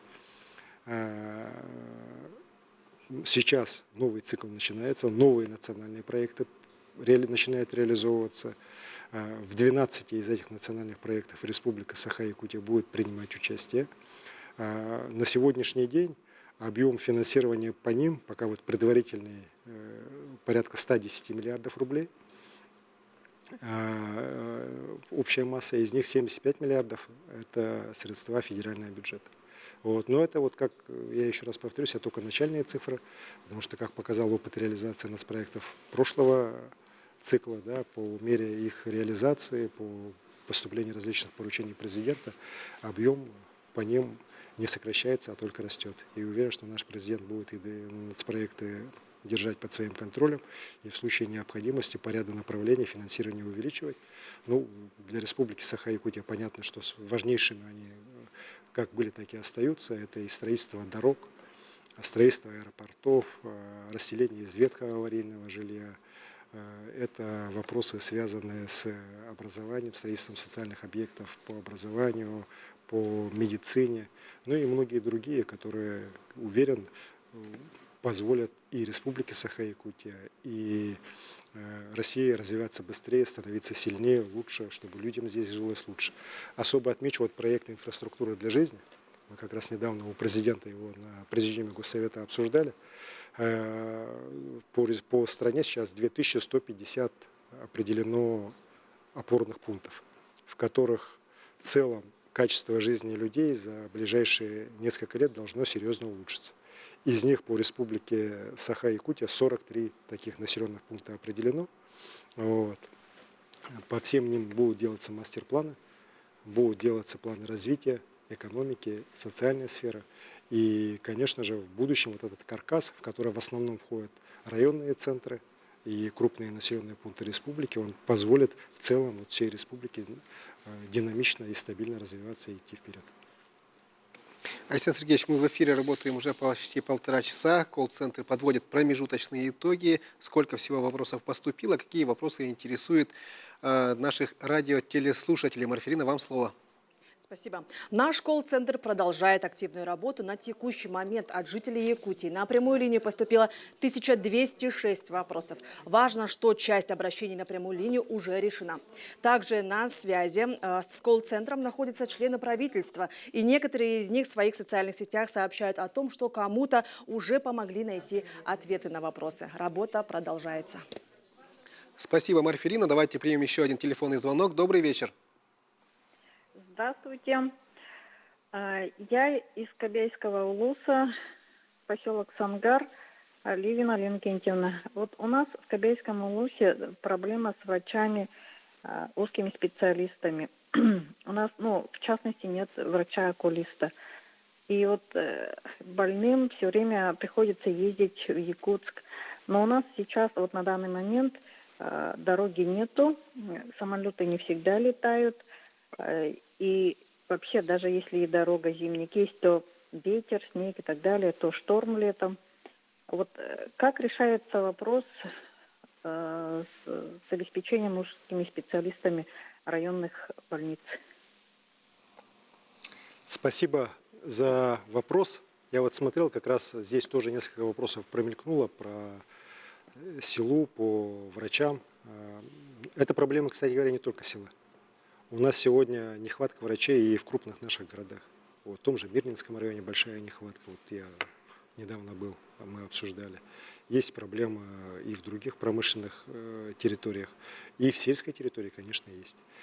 Но при этом за последние годы мы все-таки серьезно улучшили ситуацию. Недавно мне министр здравоохранения Лена Николаевна докладывала, что по врачам у нас сегодня укомплектованность 73% и порядка 92% по среднему медицинскому персоналу. Это значительно лучше, чем было буквально вот 3-4 года назад. Вместе с тем, конечно, по некоторым больницам ситуация аховая. Вот, кстати говоря, по Кобяйским, то она реально нехорошая. Хотя мы сейчас там строим здание, вот в Сангарах как раз здание поликлиники, больничный комплекс, да, но там укомплектованность врачами, знаете, могу ошибиться, но порядка 46%, а средним медицинским персоналом в районе 70%. Вот. При том, что в других сельских районах, находящихся тоже в достаточно удаленных территориях, худших даже условиях, может быть, да, все-таки укомплектованность лучше. И здесь вопросы есть и объективные, вот еще раз, вот, о которых, кстати говоря, и вот сейчас телезрительница сама сказала, это вот и удаленность, и различные проблемы. Но есть, наверное, и субъективный какой-то фактор. Здесь я, конечно, Минздрава попросил более предметно посмотреть, как работает главный врач, как работает местная власть по помощи здравоохранению, насколько люди там обеспечены жильем, насколько там договоров по целевикам, по Кобяйской центральной больнице. Уверен, что общим усилием мы решение найдем, и обязательно ситуацию здесь улучшим. Еще раз говорю, что у нас не везде в сельской местности плохая ситуация по комплектованности. Есть районы, где вот выше среднего, так, по укомплектованности и врачами, и средним медицинским персоналом, особенности в тех районах, где главы районов не стоят в стороне от проблем здравоохранения, а очень активно, проактивно, я даже сказал, помогают. Вот, и там ситуация, или вот мы видим очень хорошую положительную динамику, вот как в Мирнинском районе, или ситуация уже достаточно положительная по всем направлениям, там особых уже беспокойств, в том числе у населения нет. Мы это сразу чувствуем. Вот, знаете, вот мне же постоянно пишут, и Центр управления регионом сейчас постоянно все мониторит, смотрит, насколько люди по тем или иным вопросам обращаются, что на уровне муниципалитетов, что на уровне министерств, ведомств, федеральных органов власти, главе республики, президенту страны. И вот там, где реально работа есть, всех органов власти вместе на улучшение ситуации, там вот таких обращений становится гораздо меньше. А там, где все пустили на самотек, к сожалению, вот происходит так, что укомплектованность крайне низкая. И, конечно же, люди правильно, абсолютно справедливо высказывают свое недовольство. Александр Сергеевич, нам прислали видео-вопрос из Ленска. Предлагаю его посмотреть. Здравствуйте, Александр Сергеевич. Мы студенты Ленского технологического техникума. У нас строится новая ТЭС. Предварительно была договоренность о том, что выпускники смогут найти себе там работу. В силе ли эта договоренность? И сможем ли мы рассчитывать на вашу поддержку в этом вопросе? Спасибо. Спасибо за вопрос. Ну, не то, что в силе, это наше требование, так? Поэтому, конечно же, вот все практически выпускники Ленского колледжа технологического, которые будут по специальностям, связанным с энергетикой, выпускаться, они могут точно сказать, что их место работы уже вот сейчас на их глазах будет появляться. Огромный энергетический проект. У нас в республике энергетического объекта подобной мощности вот со времен Вилюйской ГЭС не строилась. Мощность Новоленской ТЭЦ порядка 550 мегаватт. Вот. Будет работать на газу, который как раз будет поставлять среднебутовинское месторождение компания «Алросагаз». То есть у нас там двойная выгода в этой части. Ну и, конечно же, кадры в первую очередь просят, чтобы мы готовили для этой станции. Там несколько сотен специалистов нужно. Объект очень большой, огромный. Вот. И руководство НТРА приезжало совсем недавно к нам в республику. Мы все вопросы, связанные и со строительством, и с эксплуатацией дальнейшей станции, каждый год на отдельных совещаниях обсуждаем. Вот в апреле сейчас вот провели. Уверен, что те ребята, которые сейчас учатся по различным специальностям, они рабочие места там точно найдут. Более того, мы договорились, что сейчас НТРА поможет, и в колледже будут открываться новые направления, которые как раз связаны непосредственно с эксплуатацией этой станции, там по теплотехнике и так далее. Поэтому вот такой хороший у нас опыт есть. Мы его будем дальше поддерживать. Я Жатайскую судоверфь открывал. Тоже у нас ребята, которые вот в техникуме уже обучились, они уже, рабочее место у них уже определено.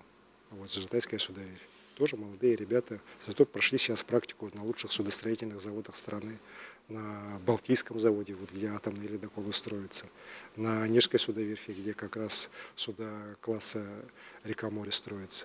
И уже сейчас уже вот у них рабочее место вот мы как раз ввели тоже в канун Дня Республики, замечательный, очень важный для и республики, и для всего на самом деле речного флота вот, в Восточной Сибири, Дальнего Востока объект.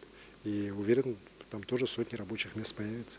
И, кстати говоря, благодаря поддержке правительства Российской Федерации Юрия Петровича Трутнева мы смогли что сделать? Там сразу и жилой дом для специалистов, и общежитие для специалистов уже построено. По жилому дому уже практически, можно сказать, введен, а общежитие, мы очень надеемся, что до конца года будет тоже введено в строй, и сразу и с жильем появится возможность уже работать. Спасибо. Давайте примем еще один телефонный звонок. Добрый вечер. Алло. Ардым да. Саңар, пожалуйста. Здорово, Ларон. Мен Константин Накентьевич Неустроев келмин, пенсионер Маяктан. Жатайга судостроительный завод, баржа оңрасыл жер. Жукускай Алларадашта кайысканан паром ақсана ағаяқ болан, особенно өрбілерге очарат наға әлбәқ болар.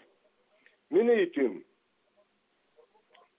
Манны үті завод паром оңро дойден. Сылдерге наға әрейдәқ, зарече наға әрейденер. Мақтал. Вопрос как раз по Жатайскому судостроительному заводу. Будут ли делаться там, какие суда там будут ли делаться паромы, в том числе, которые могут работать на линии Якутск-Нижний Бестях. Что я здесь хочу сказать? Завод, конечно, очень современный. Мы при помощи правительства Российской Федерации, Министерства промышленности и торговли Российской Федерации реально построили. Первый этап у нас завершен. Очень хороший объект с замечательным оборудованием. Мне показали там, как он режет и толстую стальной лист, и какие прямо задаются, прямо какие там формы могут вырезаться, как гнется стальной лист и так далее. То есть он сделан по всем стандартам судостроительных заводов. Так? Мы можем сказать, что у нас вот эта промышленность реально наконец-то крупная уже такая по строительству судов, в том числе класса река-море, появилась.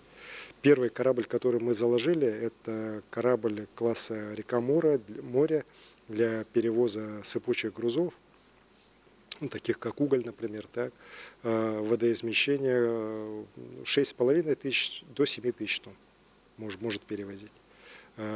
Очень важный и востребованный такой вид судов для нашего Ленского объединенного речного пароходства. Уверен, что вот эта серия будет дальше продолжена. Вообще, в целом, завод до 10 таких судов в год может выпускать. Но более того, он может выпускать и другие виды судов. Там уже сегодня заложено и строится для Сунтарского улуса паром как раз, но не крупный, а маленький, для малых рек, для перевозки сельхозтехники. Там спокойно помещается трактор, прицеп, с нагрузкой общая где-то порядка до 40 тонн. И Сунтарский улус уже заказал, стройка там сюда уже началась, тоже планируется, что уже в этом году он будет сдан заказчику. Стоимость тоже относительно небольшая, порядка 20 миллионов рублей, мне сказали. Так? И уверен, что не только Сунтарский, но и другие районы могут для своих нужд такие суда приобретать. И вообще в целом этот завод у нас может делать не только суда, но он может делать и другие конструкции, все, что связано с металлоконструкцией. В частности, сейчас изготавливаться будет для Чурапчинского улуса опытный сарм, это мост. Причем, если опыт окажется удачным, а у нас на самом деле большая потребность в таких сармах мостовых, и мы их сегодня вынуждены заказывать за пределами республики, то, конечно же, нам будет гораздо выгоднее эти конструкции мостовые, которые необходимы для наших, в том числе и региональных дорог, для муниципальных дорог, заказывать здесь на месте. Тоже, я считаю, хороший проект, и по Чурапчинскому улусу он уже начал свою реализацию. Поэтому уверен, что в Судоверфи мы будем производить много важного, нужного оборудования, много разных и судов, и металлоконструкций, которые нужны нашей экономике, нужны республике. Александр Сергеевич, руководство страны уделяет особое внимание развитию креативной экономики. Успехи республики в этой области высоко оценил и президент страны. В прошлом году Владимир Владимирович посетил квартал труда в городе Якутске. Какие направления развития креативной индустрии сейчас в приоритете и что уже выполнено из тех поручений, которые президент дал по итогам рабочей поездки в Якутию? Знаете, на наших глазах Якутия стремительно меняет свое, позиционирование, скажем так, и в российской действительности, да, и в мировой повестке. Если раньше все-таки мы больше были известны как место, где добывают алмазы, и где очень холодно, то сегодня уже про Якутию знают как место, где снимают замечательные фильмы, где сделают замечательные компьютерные игры, где очень креативные люди, где активно поддерживается человеческий талант. И это очень важно, такое мировосприятие региона за столь короткий период очень серьезно еще изменить. И я благодарен всем тем, кто работает в креативных отраслях, благодаря труду которых это все и состоялось, потому что это точно нужны дела, нужны какие-то продукты, чтобы и Россия, и весь мир увидели это, прониклись и, еще раз говорю, изменили свое восприятие нашего региона.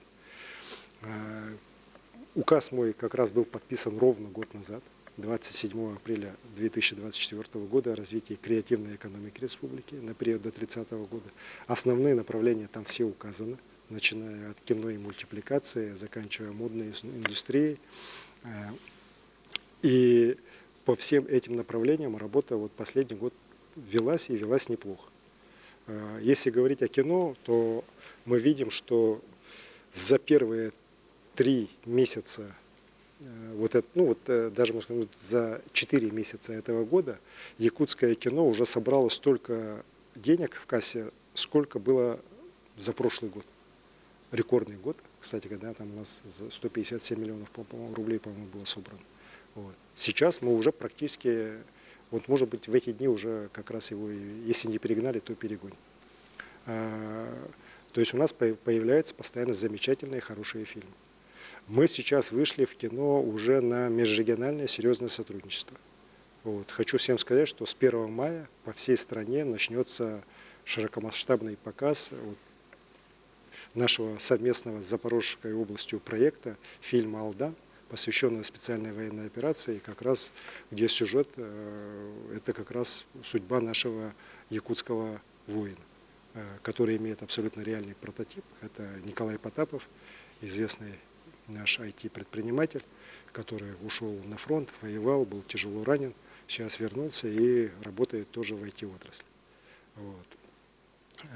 Есть и другие уже проекты совместные, в том числе по патриотической теме, которые мы будем реализовывать с другими субъектами Российской Федерации и с крупнейшими российскими студиями.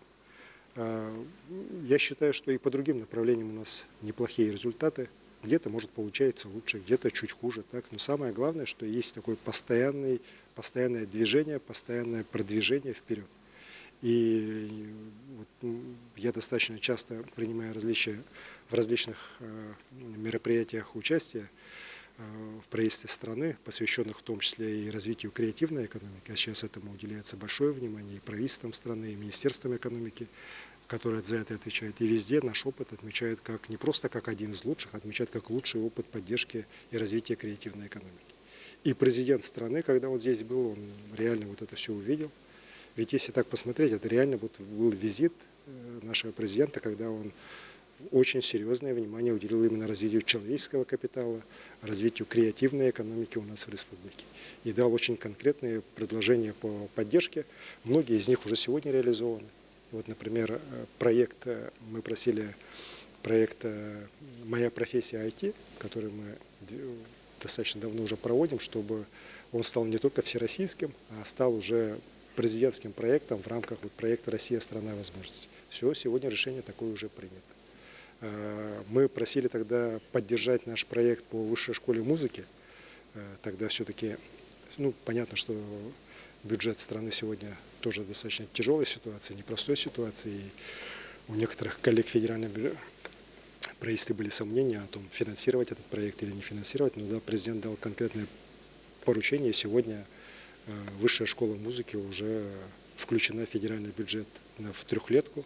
Вот, стройка уже начинается, и уверен, что в скором времени мы получим здесь замечательный кампус высшей школы музыки. И это значит, что у наших музыкантов есть твердая уверенность в том, что в будущем вот как раз наши местные кадры будут уже пополнять их ряды.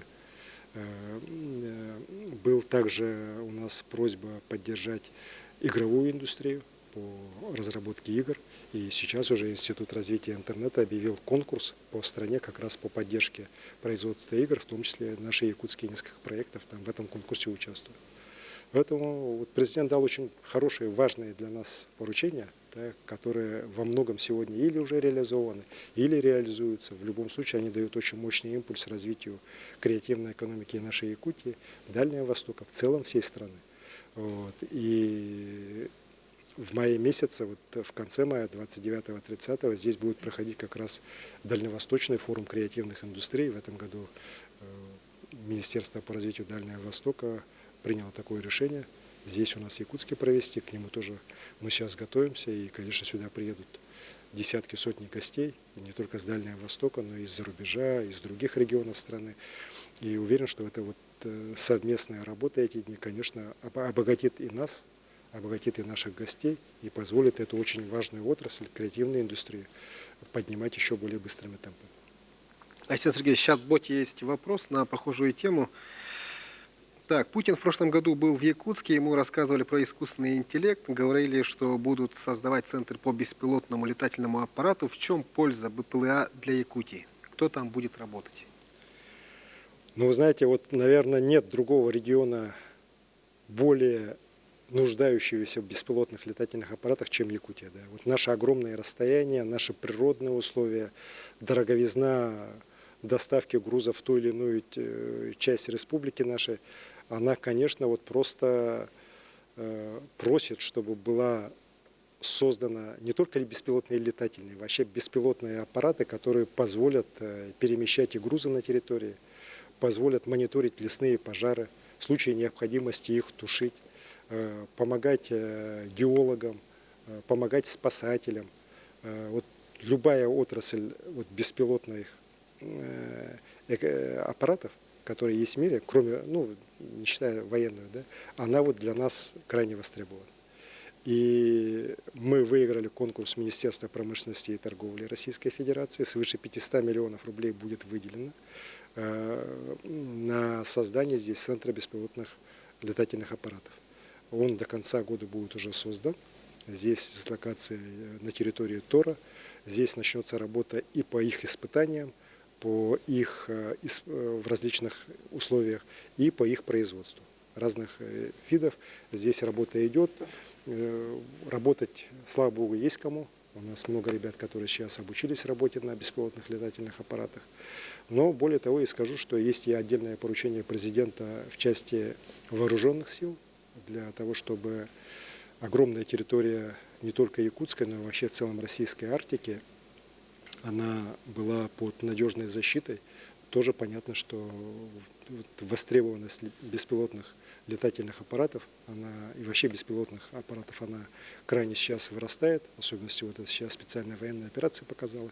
И как раз для их, скажем так, испытаний в условиях крайнего севера, потом для их использования, различных тактических решений, такой центр президент Министерства обороны поручил рассмотреть и поддержать такой проект по созданию такого центра у нас в Якутске.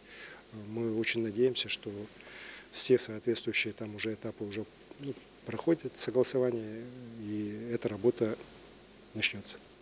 Спасибо. Давайте примем еще один телефонный звонок. Добрый вечер. Алло. Ага, меня слышно? Слышно. Слышно. Ага. Здравствуйте, уважаемый Арсений Сергеевич. Меня зовут Евгения Григорьевна Ямкова. Я глава сельского поселения Алекминский наслег, муниципальный район, Алекминский район. Все мы знаем, что вот в марте принят новый федеральный закон о местном самоуправлении, и как бы что вот в июне он должен вступить в силу. Мы вот с коллегами активно обсуждаем этот документ. И у меня такой вопрос. Будут ли у нас в Якутии проходить на муниципальные округа? Спасибо. Благодарю. Спасибо за вопрос, Евгения. Конечно, вот эта реформа местного самоуправления, она в стране проходит непросто. Было очень большое обсуждение, разные варианты предполагались решения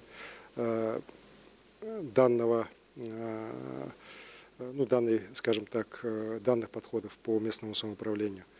В конечном итоге принят закон, по которому это полномочия переданы регионам. То есть уже регионы сейчас решают, будет ли двухуровневая система местного самоуправления или одноуровневая. Были самые разные мнения, но я много на эту тему советовался и с Алексеем Ильичем Еремеевым, председателем Госсобрания, с нашими ветеранами государственной службы. Сам тоже имею достаточно четкие такие взгляды в этом направлении. С главами районов тоже советовались. И все-таки я склоняюсь к решению, что с учетом наших исторических традиций, с учетом, опять же, вот нашей огромной территории, наверное, двухуровневую систему местного самоуправления у нас в республике надо оставить. То есть вот как сейчас есть муниципальные районы, и под ними муниципальные уже образования на уровне сел, поселков, наслегов. Хотя вот большинство сейчас субъектов Российской Федерации, они переходят на одноуровневую систему. Но еще раз говорю, с учетом вот наших традиций исторических, с учетом наших природных особенностей, больших расстояний и разбросанности большой нашего населения, несмотря на то, что концентрация в Якутске определенно есть, все-таки я считаю, что это решение правильное. Вот. При этом сейчас вот больше и больше вопросов, а будут ли выбора, как они будут выбираться, главы. Здесь тоже законодатель, в основном российский, он что определил, что глава столицы субъекта, он избирается городским собранием по представлению высшего должностного лица региона. То есть у нас в республике глава города Якутска будет избираться городской думой по представлению главы республики Саха-Якутия. Что касается уже других глав, то здесь вот как раз мы должны опять же сами определиться, будет ли этот порядок распространенный на других глав муниципальных районов, наслегов, будут ли там какие-то другие подходы. Здесь обсуждение идет. Многие главы, с которыми я встречаюсь, разговариваю, они говорят, что вот, наверное, был бы в сегодняшних условиях наиболее предпочтительный вариант, когда главы районов республики тоже будут избираться районными советами по представлению главы республики, а главы наслегов, главы поселений в составе муниципальных районов, они будут избираться уже местными поселковыми или наследными советами по представлению глав районов. принципе, это отвечает всем нормам вот, единства публичной власти, которая сегодня в Российской Федерации есть, и в целом вот, управляемости. Сейчас комиссия, которая занимается реализацией норм закона у нас на территории республики, активно работает. От меня поручение получил руководитель администрации главы и правительства Михаил Георгий Николаевич, который эту работу у нас координирует. Илтуман, конечно же, очень активно будет, и сейчас уже работает его комитеты в том числе. Активно работает и муниципальные советы, Совет муниципальных образований республики.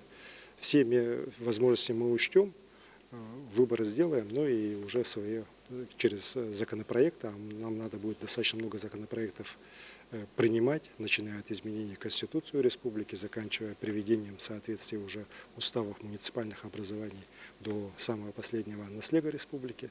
Большая эта работа должна быть проведена уже в течение этого года и начала следующего года.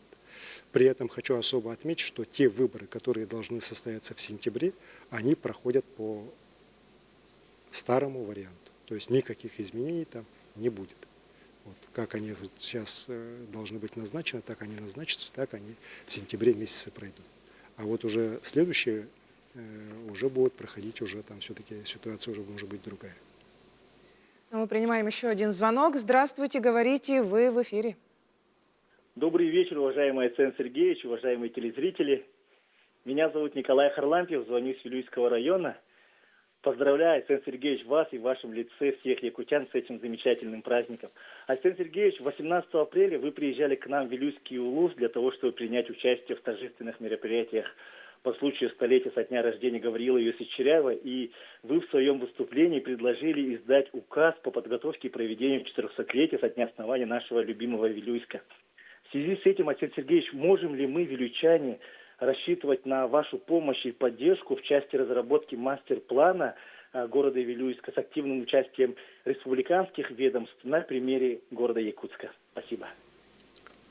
Спасибо за такой хороший, содержательный вопрос.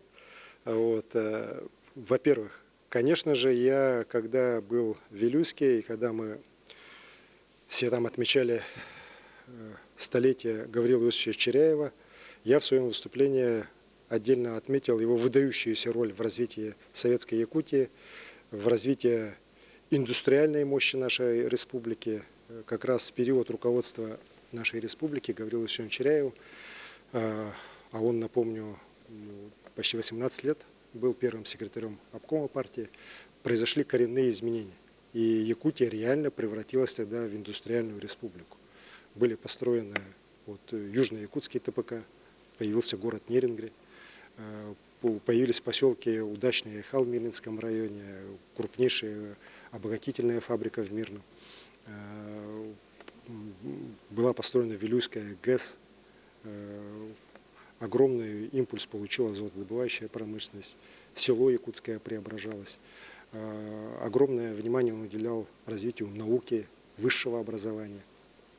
И, конечно, память об этом выдающемся сыне нашего народа мы обязательно должны сохранять, должны увековечить. Поэтому я дал поручение, чтобы, во-первых, у нас все вот те поручения, которые были даны в рамках столетия Гавриила Иосифовича Черяева, были выполнены, чтобы появился у нас здесь, в городе Якутске, памятник.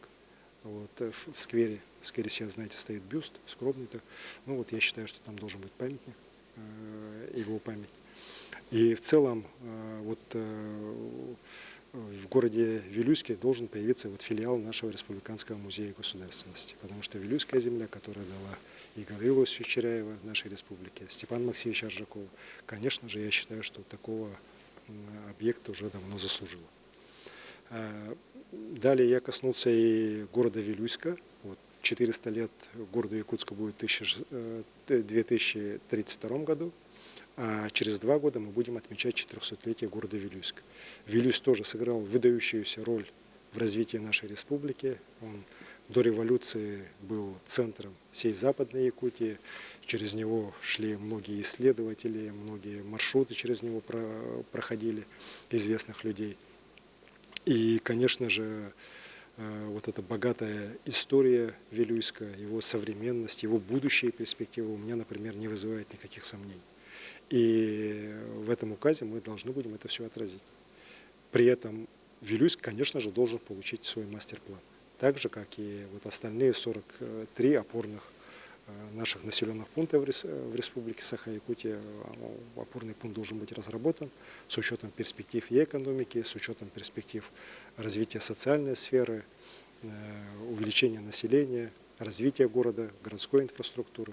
Уверен, что в скором времени мое поручение по этим вопросам выйдет. Правительство и администрация Вилюйского улуса, администрация города Вилюйска совместно сделают все, чтобы его как можно быстрее и эффективнее реализовать. Александр Сергеевич, вы сказали про рекордные объемы строительства жилья, о сроках переселения, упомянули 17-й квартал.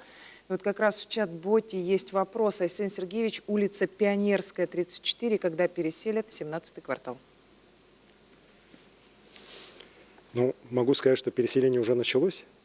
Вот, и реально сейчас и по линии города, и по линии республики ряд домов уже расселяется. Что касается Республиканского ипотечного агентства, которое у нас является ответственным за комплексное развитие всей территории, мы называем это микрорайон спортивный. Сейчас он заканчивает расселение 3 домов в 17-м квартале, там буквально осталось несколько квартир. К сожалению, здесь хочу тоже отметить, здесь скрывать нельзя, по многим квартирам у нас судебные споры, и все эти квартиры с хозяевами, у которых есть, как насколько мне докладывают, есть 2-е, 3-е жилье. Так? Ну, понятно, что собственники хотят получить как можно больше, чем полагается, ставят достаточно серьезные там финансовые условия. Мы на это идти не можем, вот, ни республика, ни город, соответственно, это все сейчас решается через суд.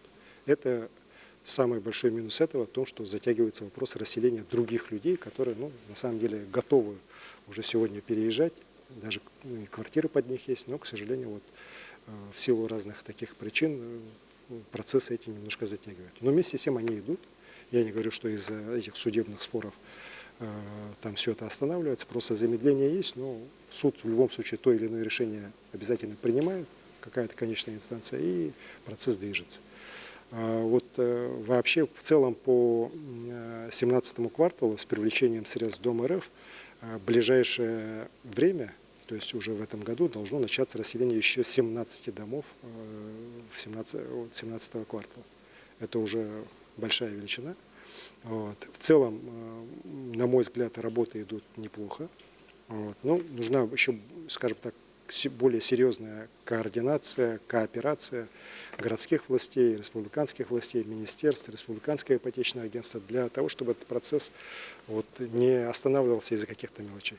К сожалению, вопросов там всегда возникает и будет возникать масса, когда стройка идет прямо, ну, уже, если раньше 17-й квартал был у нас окраина, так, но вот сейчас назвать окраиной никак нельзя, и там начинают вопросы сетей, вопросов собственности, как я уже сказал, строительства социальных объектов и так далее, много. Но самое главное, расселение это началось, и это сейчас по городу Якутску приоритетный проект и для города, и для республики. Мы отвечаем за него, он в мастер-плане города Якутска, и уверен, что мы эту задачу обязательно решим. Александр Сергеевич, жители республики очень активно участвуют в нашем эфире. Поступает очень много телефонных звонков. Колл-центр принимает не только звонки, но и сообщения в Telegram и WhatsApp. И мне подсказывают, что есть очень интересное видео. Давайте посмотрим.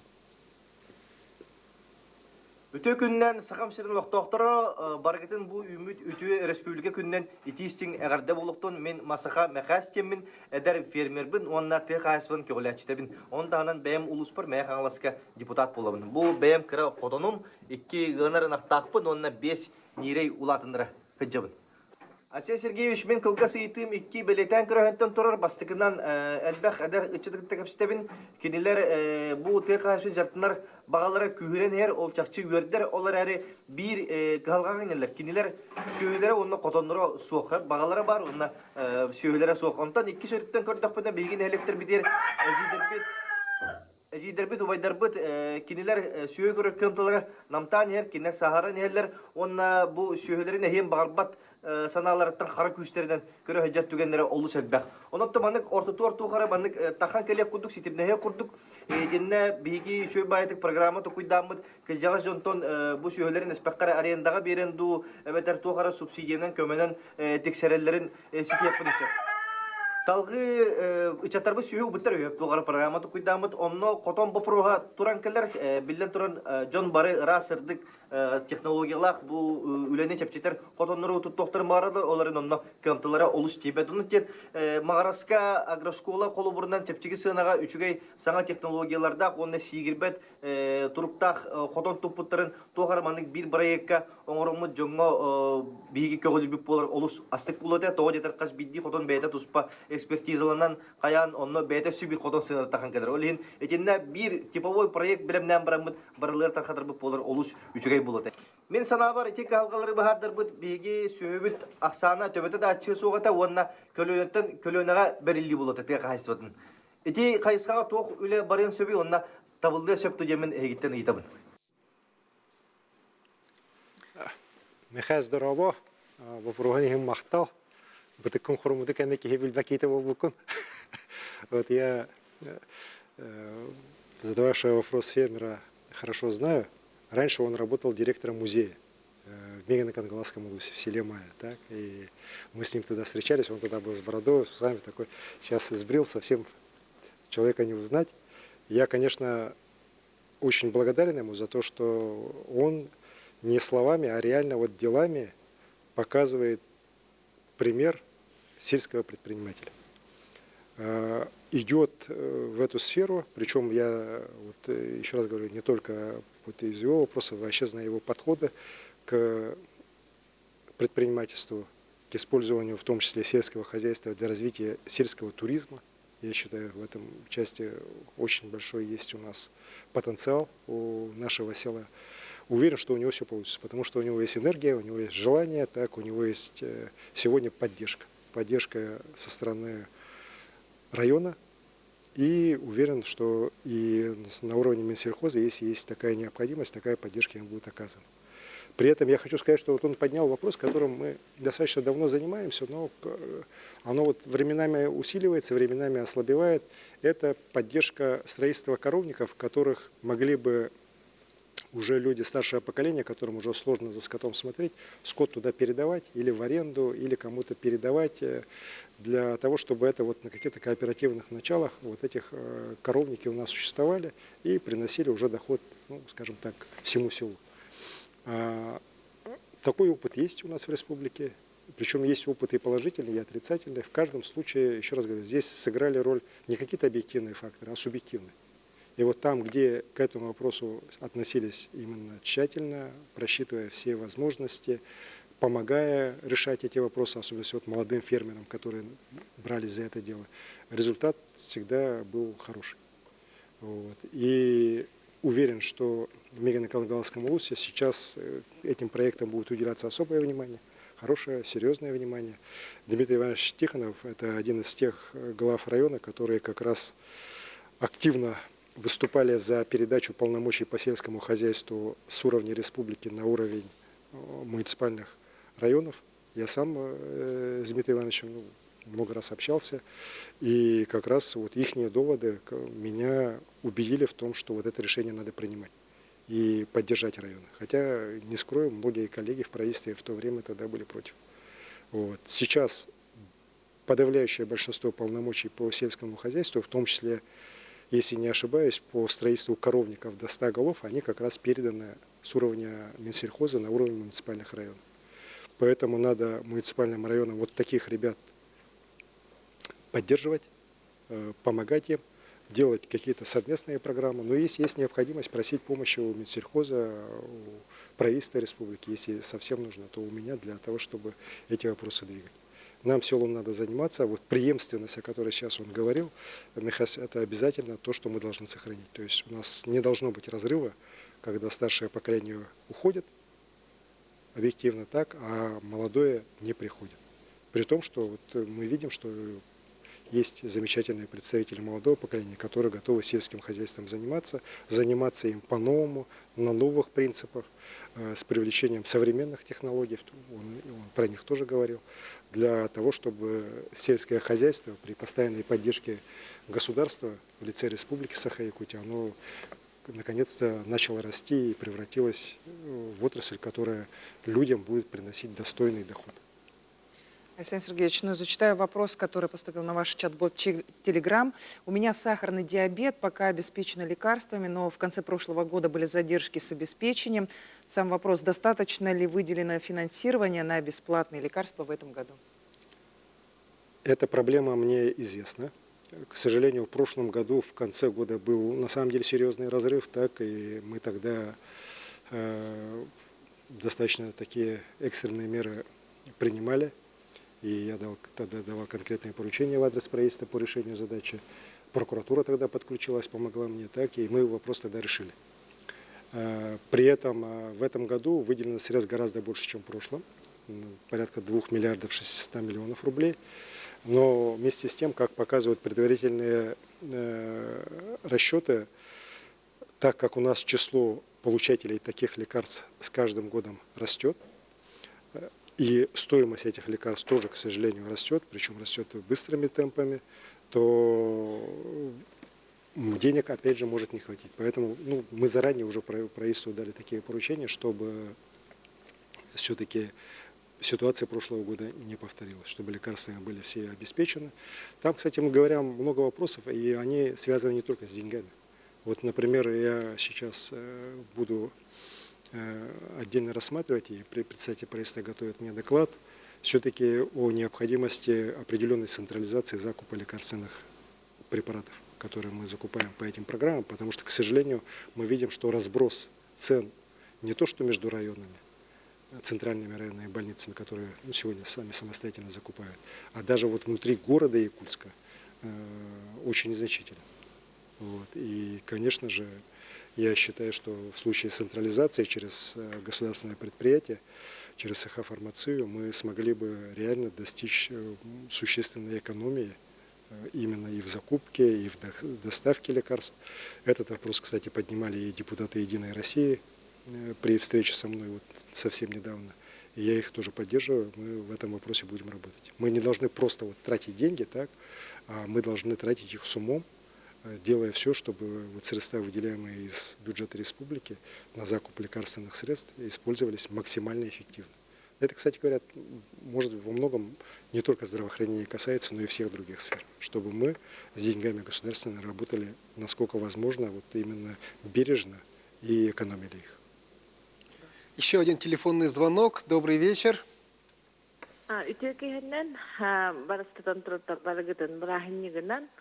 Оннотон мен бу нюрболуһун гар букыһын үчөй байдык мобильный бригада брастыра каленнер бихиха олок көмө бөгө абырал бөгөңөрдулар мен бэме меттон де эхылларга ырыгын остаһаджы бытырыбынен кетеммен билигин этеңге хыджабын оннотон бараларгар макталбын бу программага кыттыхан үлеләби чоңга бараларгар макталбытын тирерде бит бэме апыттенеме оннотон мен эйтигимден бу маннык мобильный бригада аны оголорго ден аналлах бар болуу до ден эйтаб баһыбалар.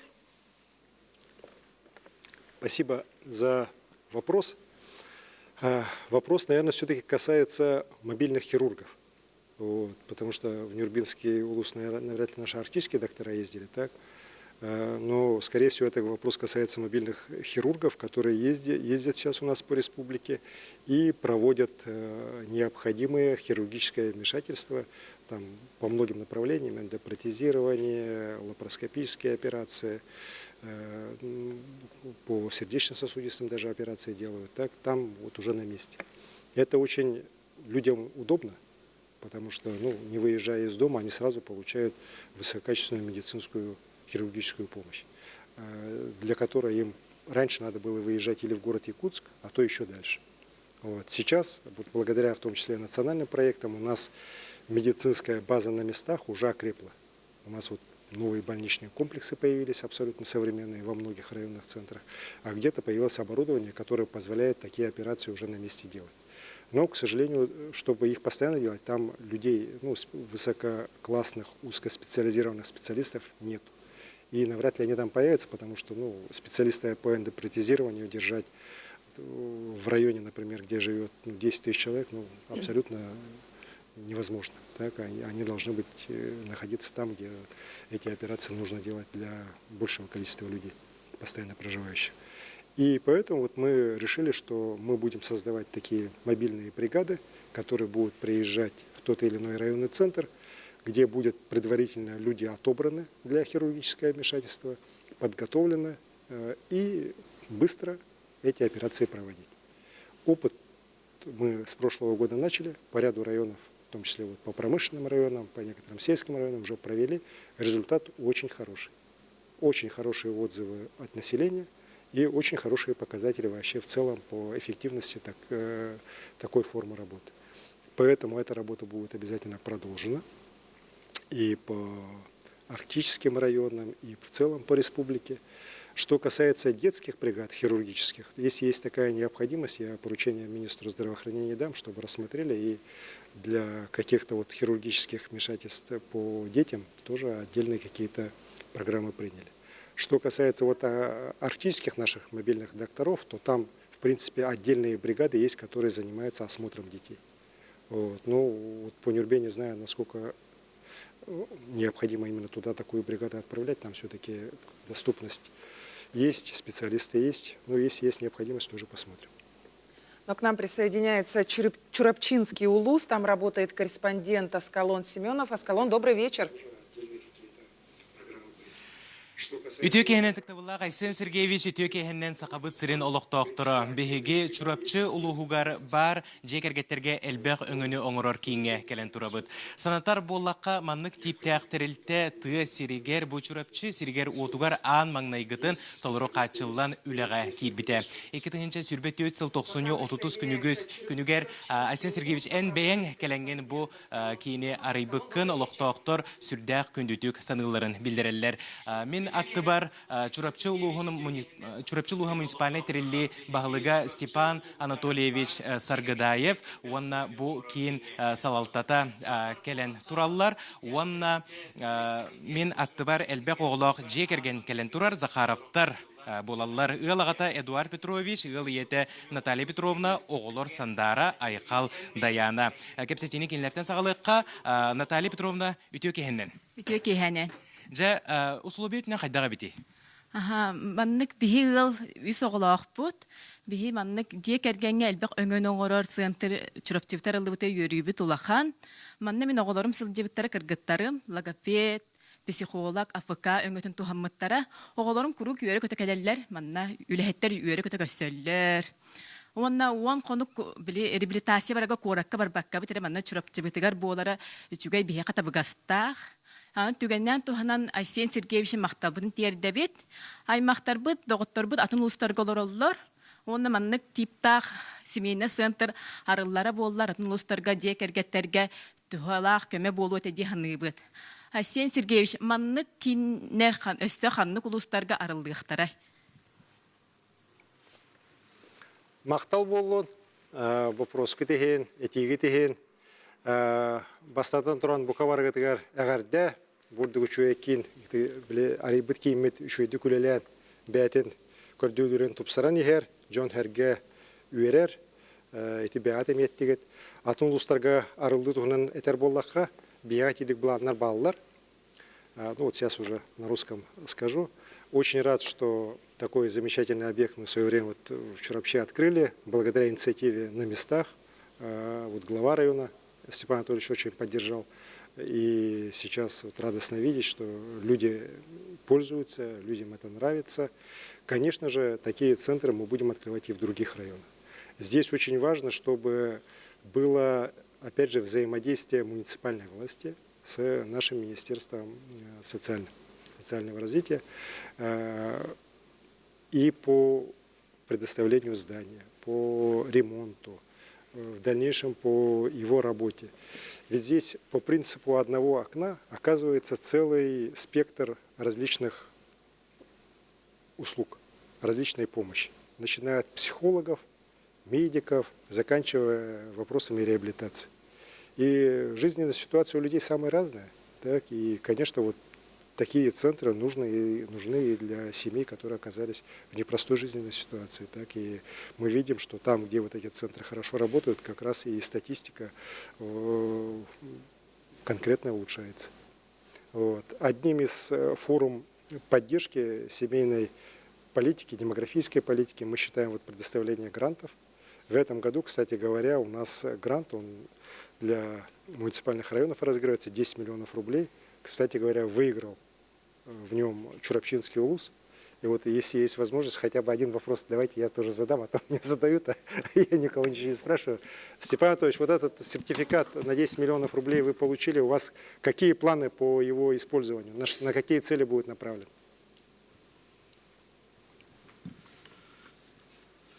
Этактавулла Айсен Сергеевич, Сақабы Селен, Баралақ Тақтара, Сосиеске Үлегеройдақ, Туру Лехиджоннақ, Чурапчулуғын жанын сәргетін атыттан, Сақабыт Республикатын түріттемі күнінен итистің ағардабетін тердебет, олыз долгутулақ, үйрілақ күнінне бейеқа.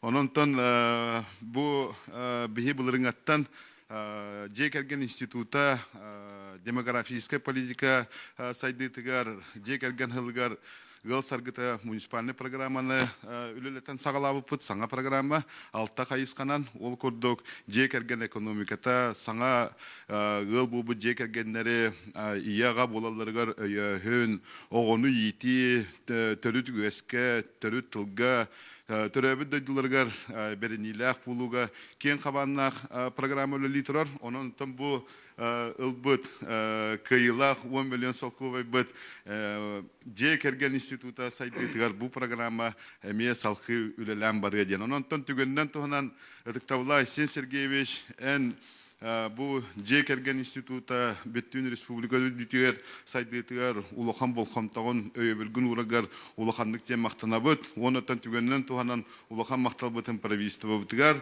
онна чувалан үле нехеление социальный көмүскеллер булутын министерство тигер улахан барга макталбытын чурапчылар аттартан теддебит уру яйхал Мақтал болын Степан Анатольевич, мақтал.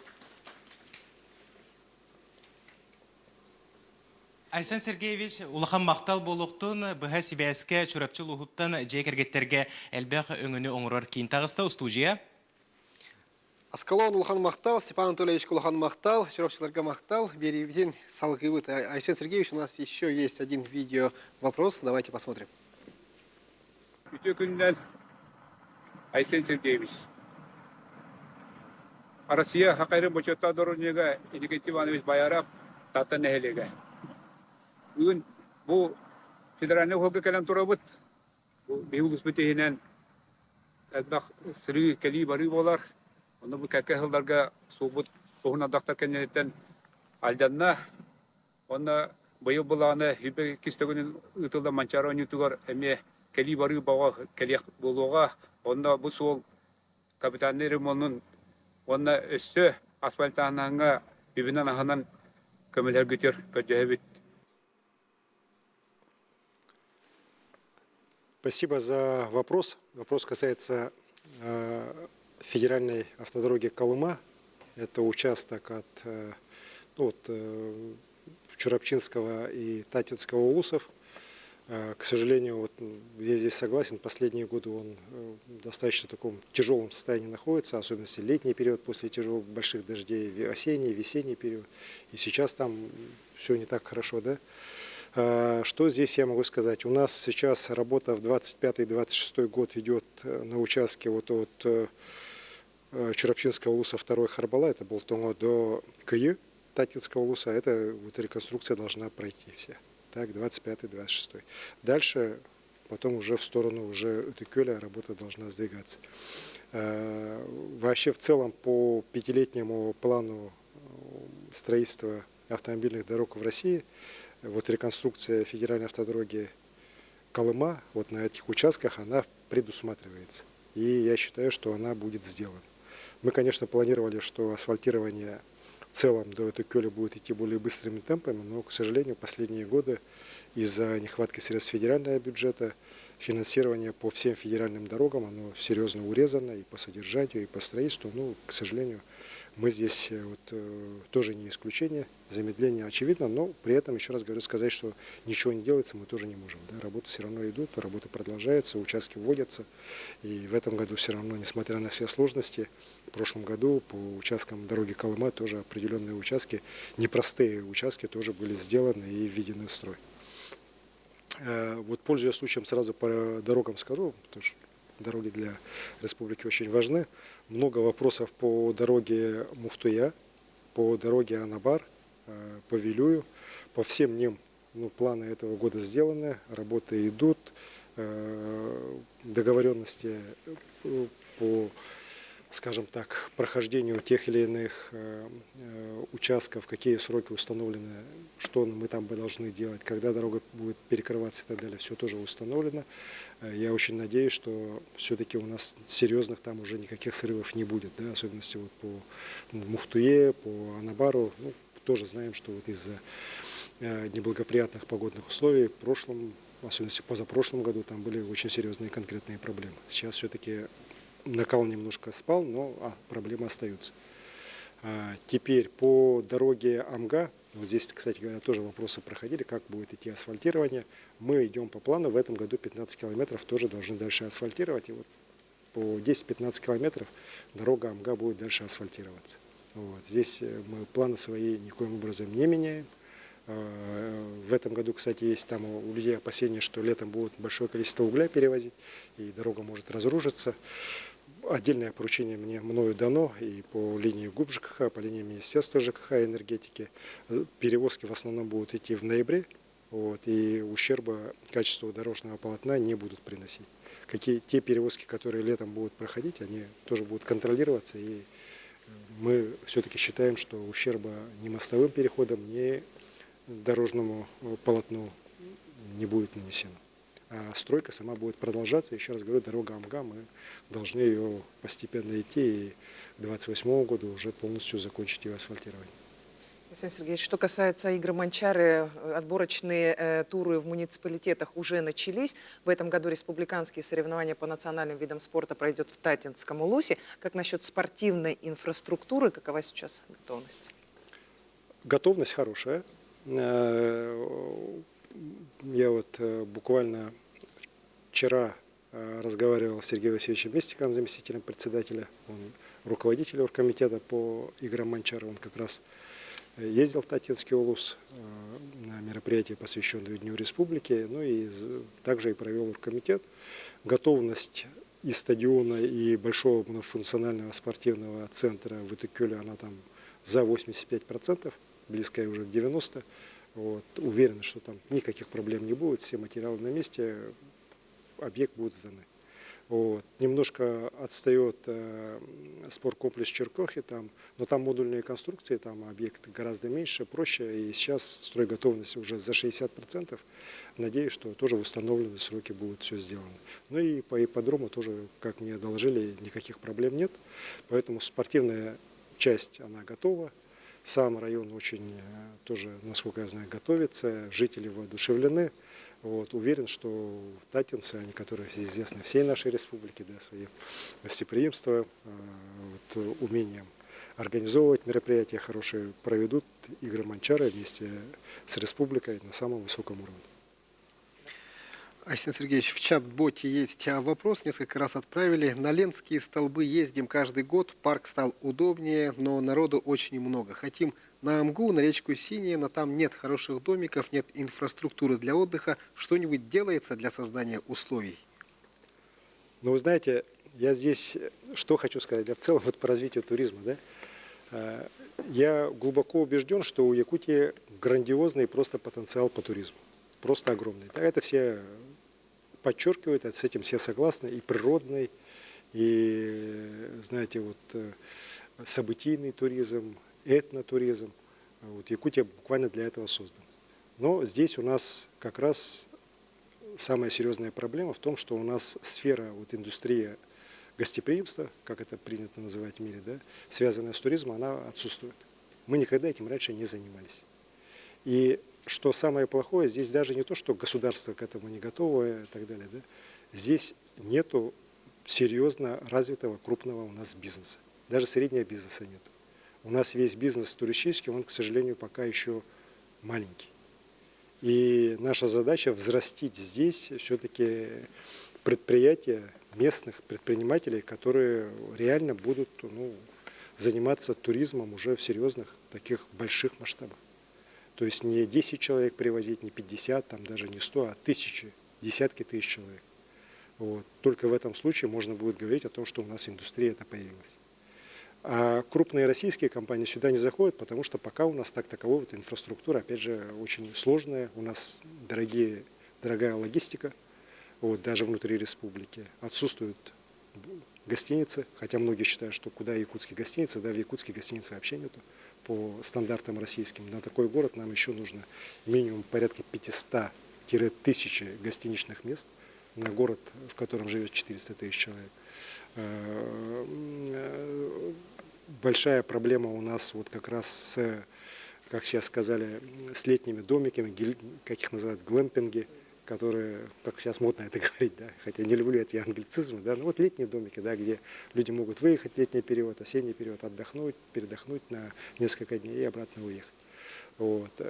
Слава Богу, что сейчас все-таки районы начинают понимать, что это направление, много достаточно заявок поступает на конкурсы, которые федеральное правительство делает, и мы как раз от республики сводную заявку делаем и передаем. Сейчас порядка 6 районов активно участвуют. Мы надеемся, что и в Амге, и в Хангаласском улусе, и в других вот, территориях городского округа Якутск, Намском районе появятся уже такие вот достаточно компактные лагеря, можно сказать, базы отдыха, да, современные, где будет инфраструктура все-таки, которая сегодняшний уже турист предъявляет. Но при этом я, конечно, хочу сказать, что, коллеги, это же не только внешняя часть, да, это еще есть и внутренняя, то есть начиная от сервиса, который люди там должны получать, да, заканчивая уже своим отношением к природе. Потому что на той же Амге каждый год мне, вот как сезон начинается, куча писем от людей поступает, от жителей Амги, что вот переезжали туристы, после них там куча мусора, фотографии приходят, на сайтах это выходит и так далее, различных, да, и, на самом деле, конечно, настроение падает, когда это видишь. Это же мы с вами делаем, это точно не иностранцы, точно не из других регионов приехавшие, да, это в основном вот мы сами все делаем это. И здесь, конечно, свою культуру, свое отношение к своей природе мы пока не поменяем, но я думаю, что ничего путного не выйдет.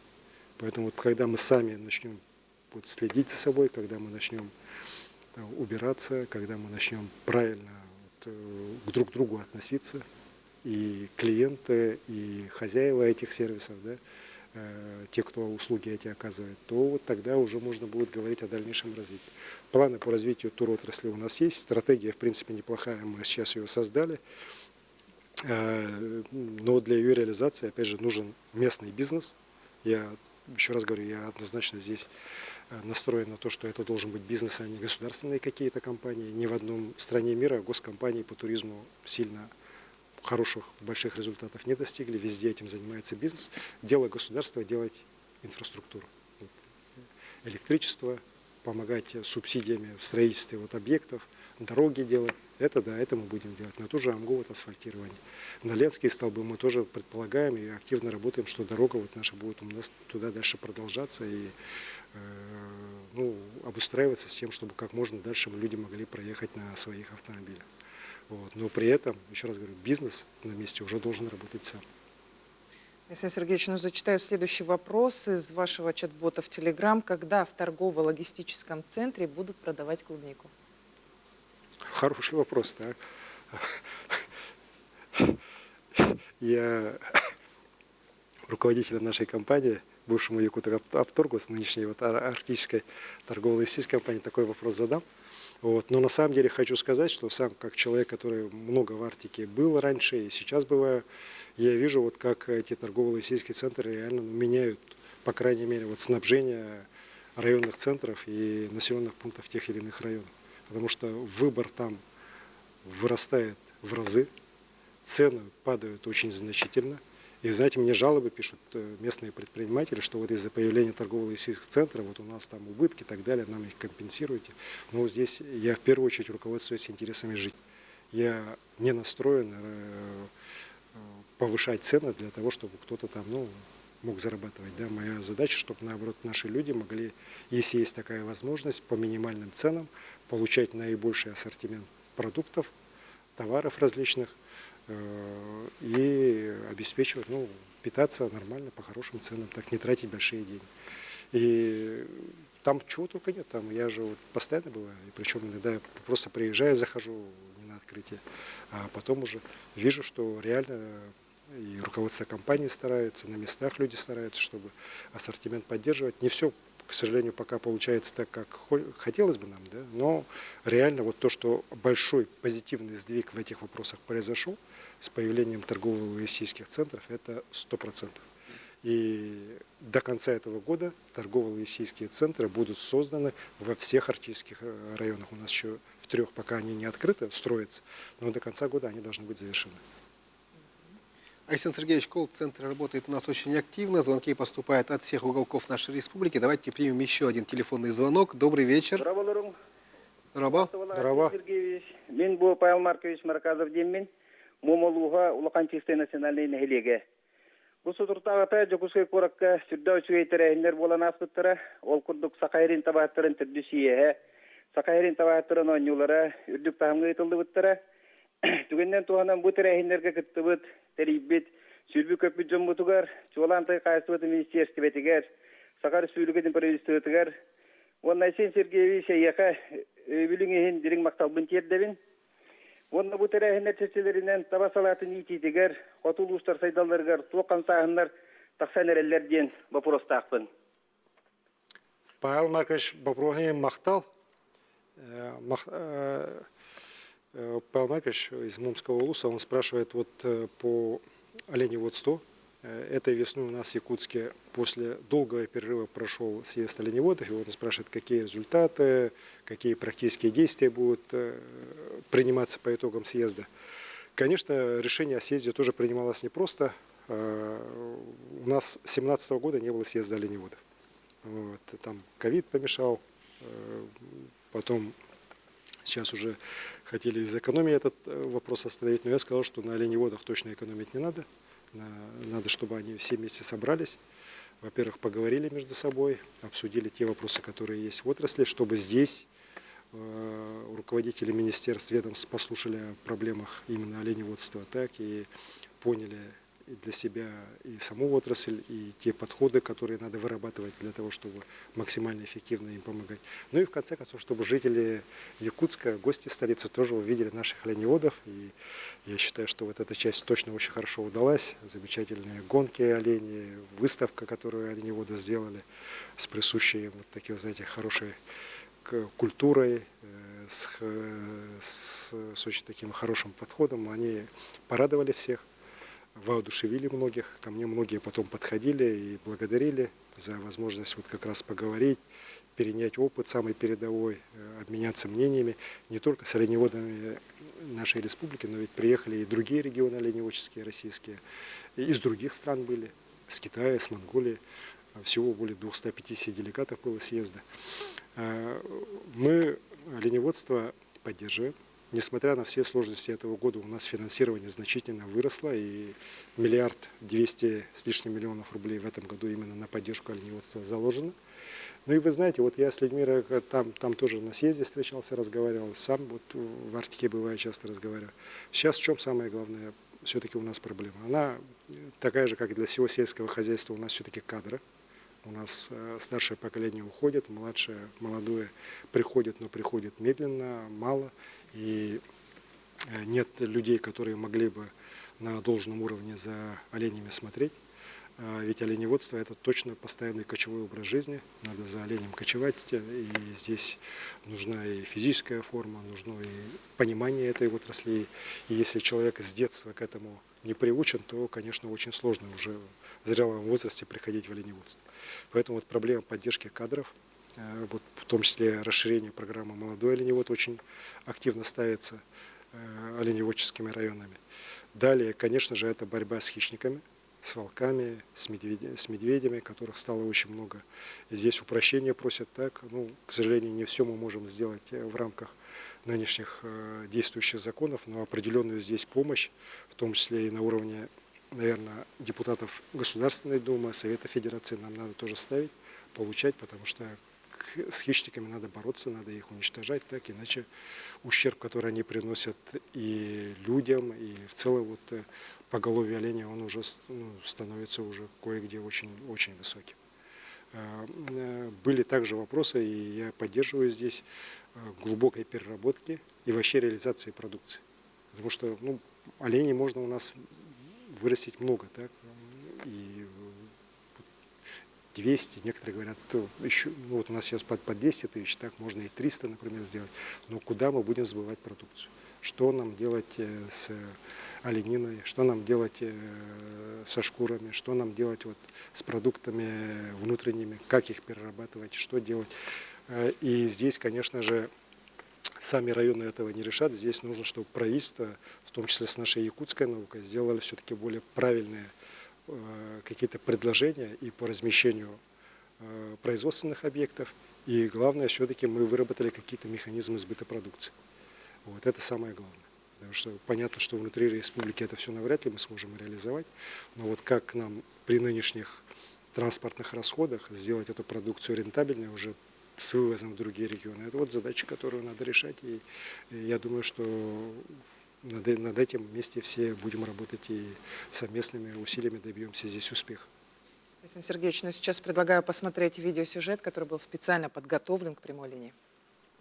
Третий – это система спасения. Рассчитать траекторию полета ракеты, собрать мини-модель и даже попробовать ее запустить. В космоквантуме все как в настоящей научной лаборатории. Здесь мечты воплощаются в реальность. Восьмиклассник Кирилл Потапов с самого детства был увлечен просторами космоса. Юноша уже принял участие в создании и запуске стратосферного спутника в рамках смены «Космомания» и работает над новыми проектами. В будущем я собираюсь связать свою профессию, безусловно, с программированием, возможно, даже космосом, если получится. Я буду развивать свою республику в этом направлении, безусловно, и страну в целом. Развитие дополнительного образования дает хороший толчок для профориентации школьников. Только за прошлый год в Якутии появилось 4 технопарка кванториума. Работает передвижной мобильный комплекс. Мини-лаборатории открываются и в новых школах. А вид какой отсюда? А вид какой отсюда, да? Самая крупная по площади школа имени Михаила Николаева распахнет свои двери 1 сентября. Будущие ученики вместе с родителями уже приходят на экскурсии. В этом году в Якутии планируется ввод 13 объектов. Исторический показатель в образовании региона. Особенностью школ нового формата является создание больших общественных пространств коворкинг-зон. Здесь можно не только встречаться с друзьями, выполнять домашние задания, но и проводить различные лекции, семинары, в том числе и по патриотическому направлению. Система патриотического воспитания в Якутии была признана одной из самых эффективных в стране. В регионе работают отделения юнармии, движение первых, проводятся зорницы. Все это помогает юным якутянам раскрыть свои таланты и применить их на благо республики. Республику я вижу, конечно, процветающей благодаря нашей молодежи. Я считаю, наша молодежь особенно талантлива. Она всегда стремится что-то новое открывать, узнавать. Результат масштабной работы налицо. Школьники и студенты колледжей Якутии становятся победителями и призерами всероссийских и международных предметных олимпиад. Выпускница арктической школы Дарина Данилова – одна из них. У нас есть Малая академия наук, которая поддерживает одаренных, умных, талантливых детей. В дальнейшем по республике олимпиадное движение разовьется, и у нас будет много людей, которые будут развивать нашу республику. Высокий уровень подготовки юных якутян отметил и президент России Владимир Путин во время своего визита в Якутск. То, что ваши выпускники ваших школ поступают в лучшие, как вы сказали, высшие учебные заведения страны. Это говорит о качестве вашей работы. И вам большое спасибо за это. Создание современной инфраструктуры дает возможность подрастающему поколению с самых ранних лет получить доступ к новейшим технологиям. Комфортные условия помогают повысить качество образования и создают полноценную среду для гармоничного развития юных якутян.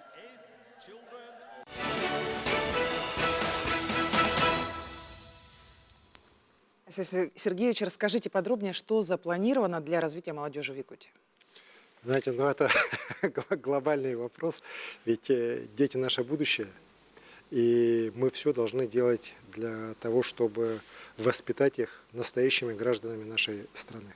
Вот очень хороший сюжет прошел, из него видно, что если говорить о нашей республике, наряду с нашими подходами к развитию образования, вот, хорошим строительством большого количества детских садов, школ, дополнительным образованием. В последнее время мы все-таки должны уделять и уделяем большое внимание патриотическому воспитанию. Еще раз напомню, в 2019 году Якутия была первым регионом, где мы начали гимн исполнять в школах. Мы тогда получили массу разной критики, да, от разных людей. Но сейчас мы понимаем, что мы были абсолютно правы. Сейчас по всей стране это уже распространилось, все это уже есть и решение нашего президента. И сейчас, конечно, в это непростое время мы должны этот вопрос только усиливать. Я здесь хочу сказать, что во многом я считаю, что мы излишне увлеклись, вот, наверное, в 90-е, в нулевые годы.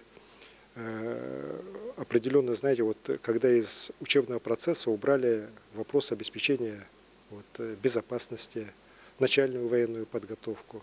Вообще мы сейчас детей отучаем от природы. Вот у нас же в школах уже практически дети не стреляют, так, ну, на специальных курсах. Так. А мы все, например, в школе вот из мелкашки стреляли, зачеты сдавали, из автоматов стреляли. Вот. А сейчас это все прямо вот просто под каким-то, ну, если не глобальным запретом, то на это очень все реагируют очень нервно. Так? Вот сейчас, слава богу, появился центр воин, через который, ну, многие дети проходят, готовятся к воинской службе в том числе. Но одного центра воин мало. Я вообще считаю, что вот мы здесь молодежь, детей, в первую очередь мальчиков, конечно, должны более все-таки прививать им любовь к природе. Может быть, какие-то специальные, даже, может быть, региональную какую-то компоненту вводить, чтобы дети могли вот в походы на природу ходить. Сейчас же это вообще под таким тотальным, если не запретом, то с такими и ограничениями, да, что просто большинство школ просто этими не хочет заниматься. Потому что себе дороже. Вот так учителя говорят. Так? И я считаю, что в этой части у нас еще много чего не сделано в целом в стране и у нас в республике. Ведь сегодня много мы говорим о специальной военной операции, и почему наших бойцов очень ценят. И командующие вот мне про это говорят, и президент наш мне про это говорит. Почему? Потому что они очень близки к природе, к жизни, так, в самых тяжелых, непростых условиях. Потому что у нас все якутяне, мужчины, это охотники, рыбаки. Да. Скоро, вот сейчас уже начался сезон охоты с подсадной уткой, скоро целым сезон откроется. Я всем мужчинам-охотникам желаю, чтобы война всем улыбнулся, чтобы хорошая охота была весенняя после долгой зимы. Вот. Но наших детей, мальчиков тоже к этому надо готовить, учить этому. Так? А, к сожалению, вот сегодня как-то с точки зрения образования все-таки, ну, пока мы несколько шагов назад по сравнению с тем, что раньше было, мы сделали. И здесь нам надо много еще чего сделать.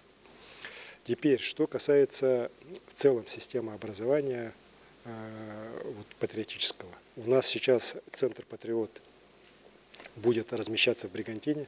Вот знаете, ну, была история с детской школой искусств города Якутска. Я принял решение, и сейчас в Бригантине будет Центр «Патриот». Там ремонты сейчас идут. Уверен, что до конца года все будет сделано, откроется, и он будет как раз у нас объединять в целом все наши патриотические, в том числе разные объединения. И, конечно, Министерство молодежи должно стать у нас таким, знаете, головным в этой части компонентом. У нас много сегодня создано, слава богу, вот таких структур. Юнармия есть, вот движение первых, Центр Патриот, сейчас будет Центр Воин, еще другие есть у нас региональные.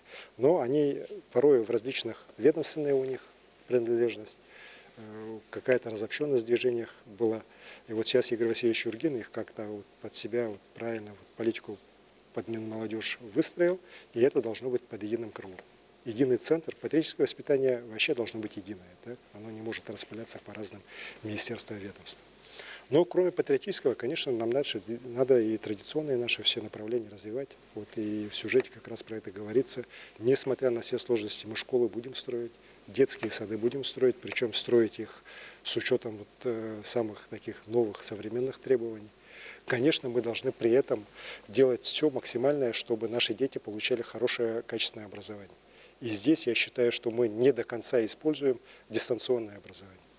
Я намерен вот, с министром просвещения страны на эту тему говорить, чтобы, особенно в малокомплектных школах, мы вот вопросы дистанционного образования уже оформляли и внедряли более активнее. Потому что там, где у нас априори все равно не будет хороших предметников по тем или иным видам школьной программы, мы детей обрекать просто на, скажем так, незнание основных каких-то предметов не должны. А вот с помощью дистанционного образования я считаю, что это можно организовать. И причем организовать на неплохом уровне, как показывает в том числе и практика других стран. Поэтому вот такие передовые методы я считаю, что надо использовать, не надо уходить от них.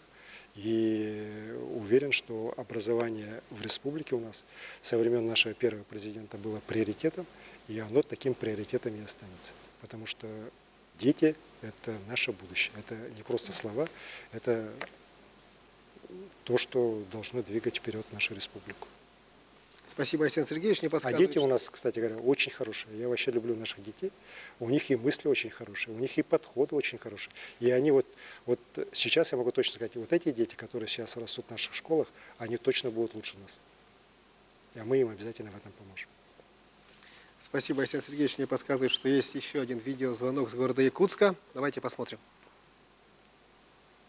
Здравствуйте, мы многодетная семья Слепцовых, проживаем в городе Якутске.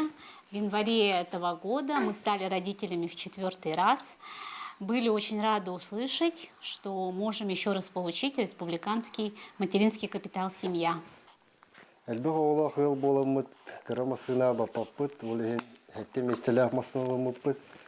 На компенсацию расходов транспорта день тут капитал будем.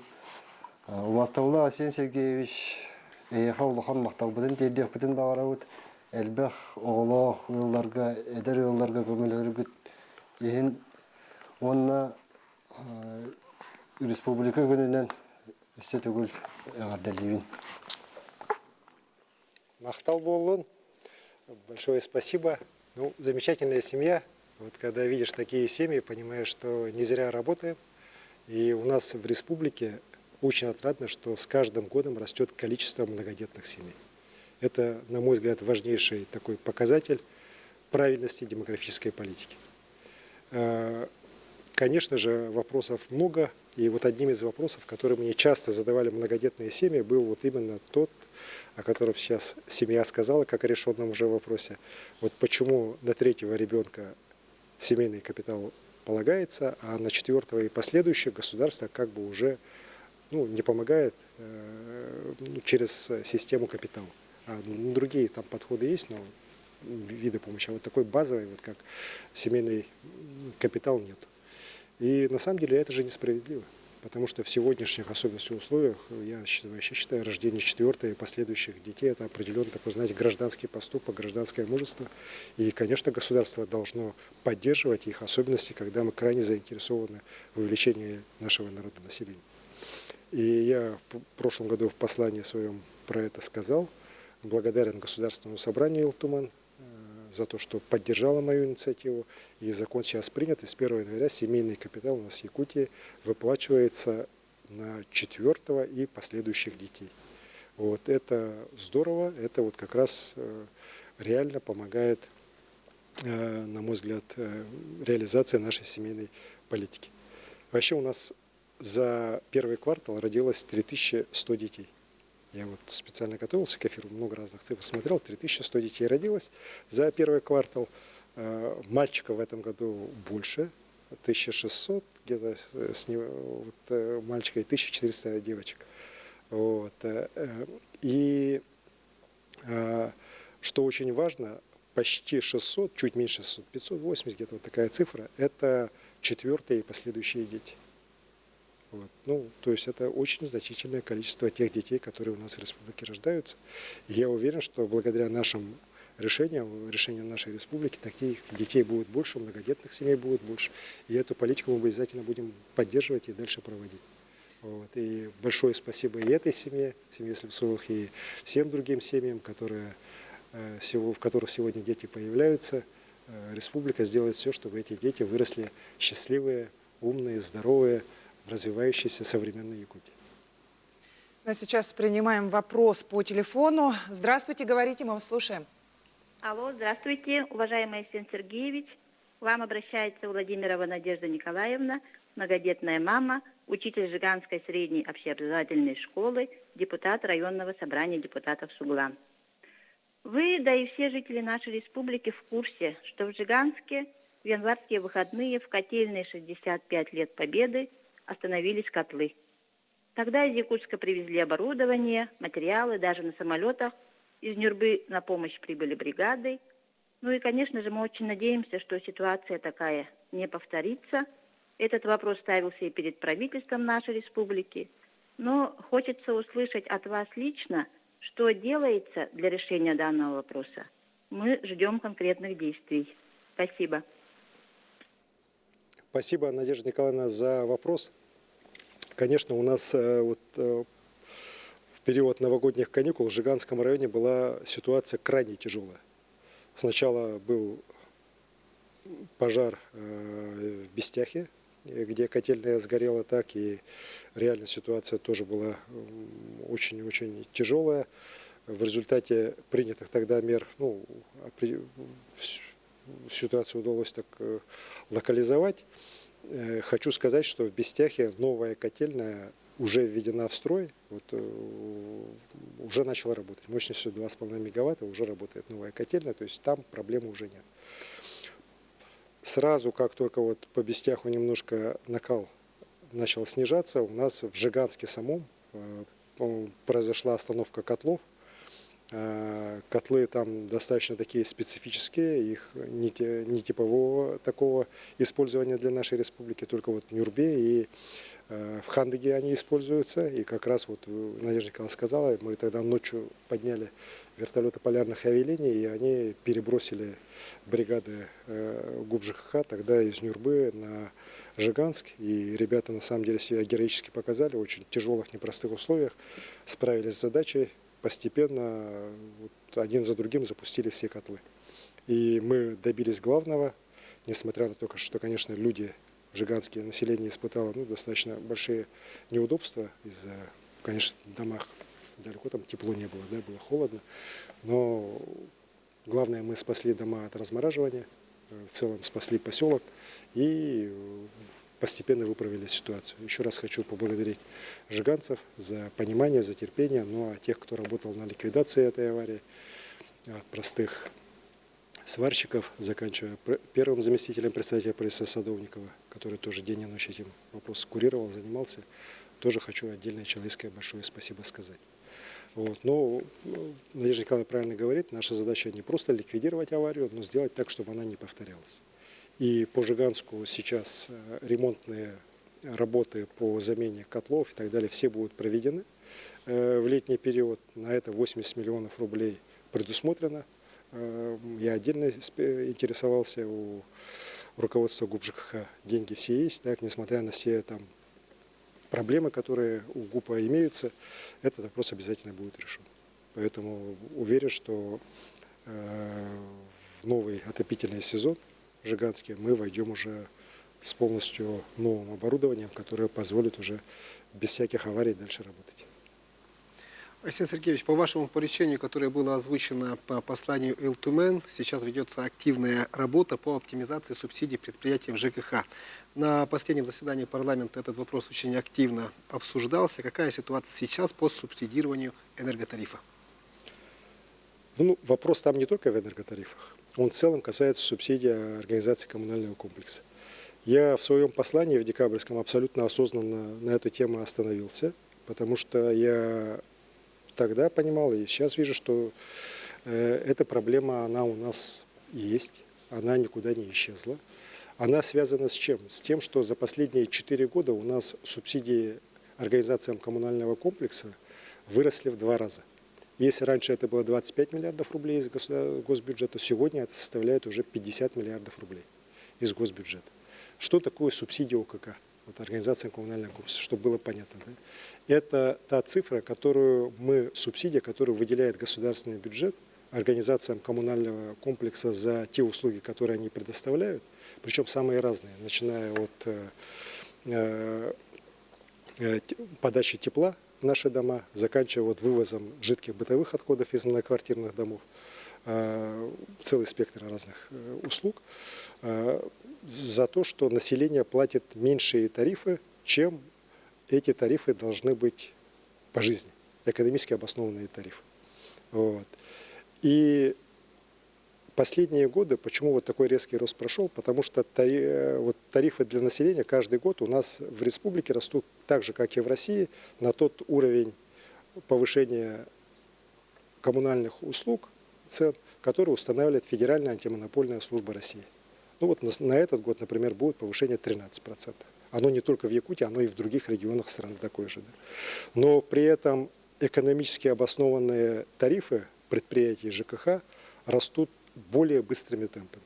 Вот, например, за последние, опять же, 4 года, если вот посмотреть, у нас тарифы населения выросли где-то на 54%, так, по коммунальным услугам, а по цены на уголь выросли на 82%.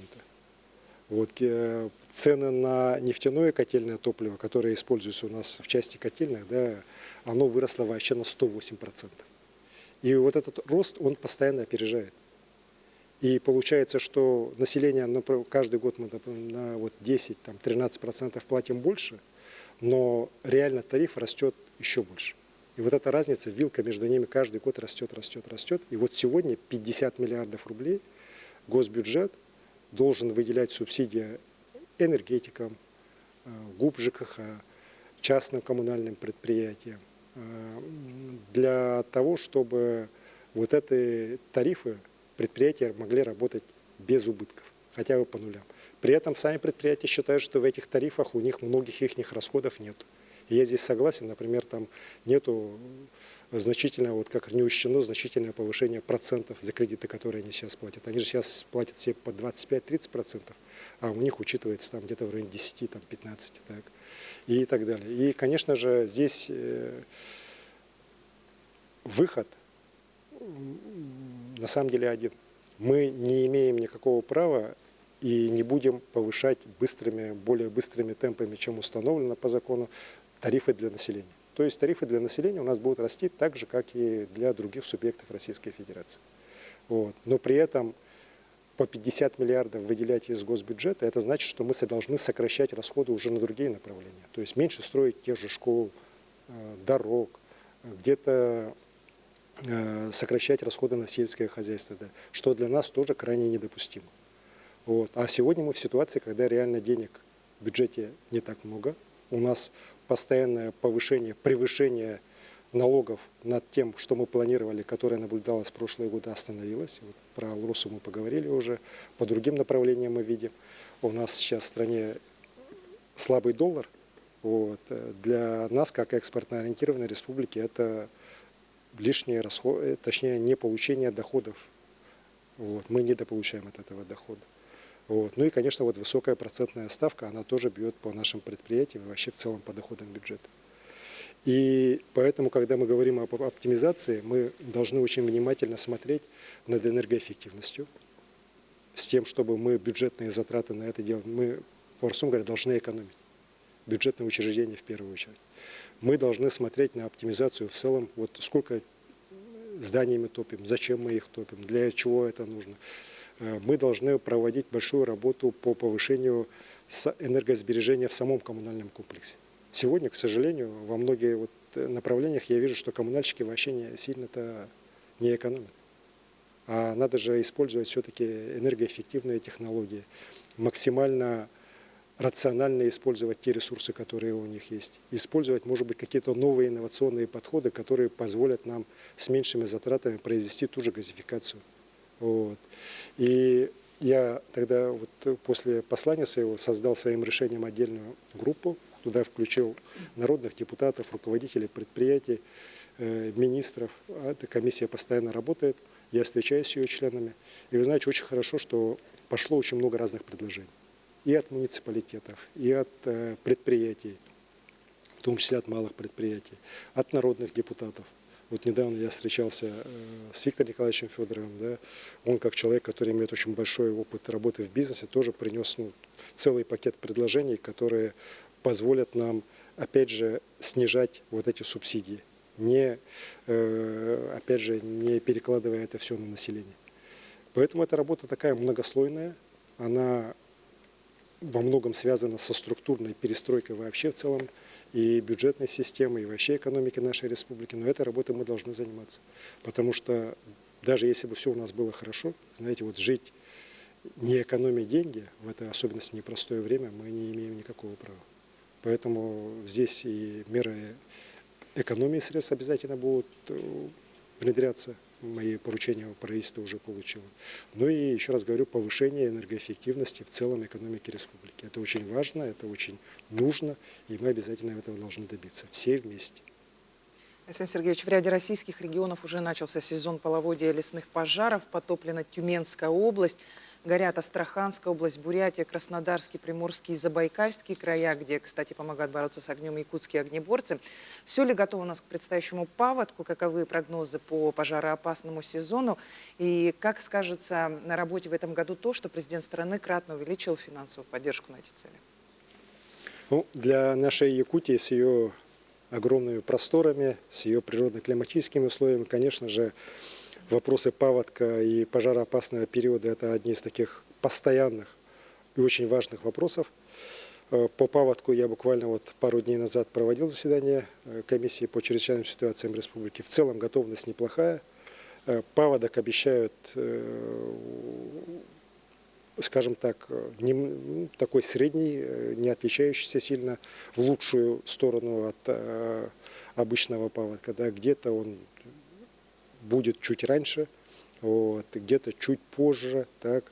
Толщина льда в целом она ниже нормы по большинству рек.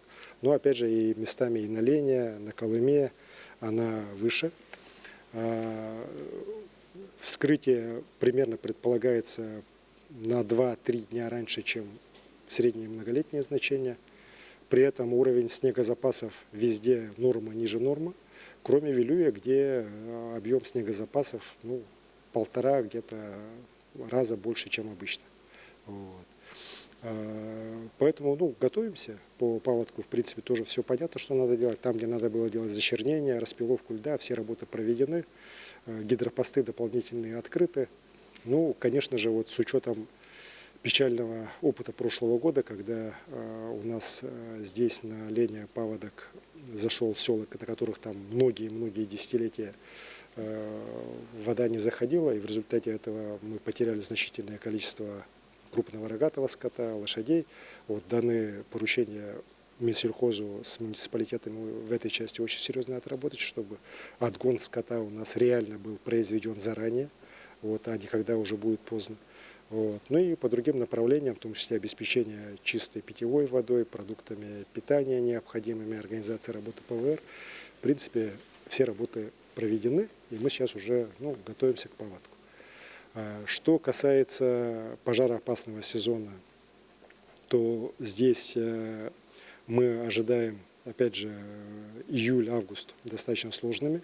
И, судя по всему, по всей вероятности, опять же, у нас юго-запад, Это вот основное направление, где в этом году огонь может быть особо представлять большую угрозу. Алекминские, Ленские районы, может быть Алданский, Усьмайский, Нерюнгринские районы. Но и в других районах все равно ситуация должна быть под постоянным контролем. Мы здесь тоже постоянно проводим и учения, готовность у нас высокая. На днях закончилась проверка Рослесхоза в республике, и она признала республику к пожароопасному сезону готовой полностью. Так? Конечно, мы сейчас внимательно наблюдаем за теми пожарами, которые идут у нас, в том числе по Забайкалью, где наши ребята работают, другими регионами, с тем, чтобы в случае необходимости тоже реагировать. МЧС, другие службы, все тоже полностью с нами находятся во взаимодействии. Конечно же, в этот год очень положительно, надеюсь, будет отличаться с точки зрения того, что благодаря решениям президента финансирование плановое увеличено у нас в республике очень серьезно. 2 миллиарда 700 миллионов рублей выделено. Это позволяет нам сейчас уже открывать 2 новых авиаотделения в Алекминском и Ленском районах, Витимская и Санаихстахская. В следующем году еще 3 будет уже в Арктической зоне открываться. Увеличен штат наших лесопожарных десантников. Новая техника приобретается. Вся техника сейчас переводится на ГЛОНАСС по тушению пожаров, по работе на лесных пожарах. Беспилотники будут привлекаться, в том числе некоторые будут закупаться.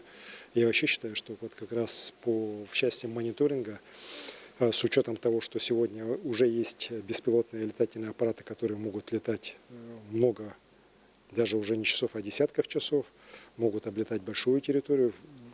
Постепенно мы уже будем переходить именно на беспилотные летательные аппараты в части патрулирования, мониторинга. Ну и в дальнейшем тоже, опять же, как говорит промышленность, уже будут, наверное, создаваться беспилотные аппараты, которые будут активно задействоваться в тушении лесных пожаров. Мы, конечно, этого ждем.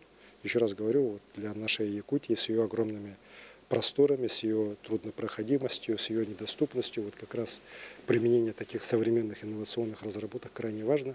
Ну и в том числе искусственное вызывание осадков, которое тоже на самом деле неплохо себя показало, как и в борьбе с пожарами, так и для сельского хозяйства, предотвращения засухи по ряду районов. Я думаю, что в этом году мы тоже будем активно использовать. Спасибо, Айсен Сергеевич. У нас еще один телефонный звонок. Добрый вечер. Айсен Сергеевич, bu namuluğun batan helegitten görül nöründen sanbı halayatçıda Vladimir Koysab demmin. Bihigi barı bilebet bayıl Arktikatağı olonqa vanna iskustva kinarılara turarın. Saka jana buka barı katehebet oltugani. Ja bu king sığınatıgar kaydak kıttığını ılıqqa söbeydiyen eyitalın. Спасибо за вопрос.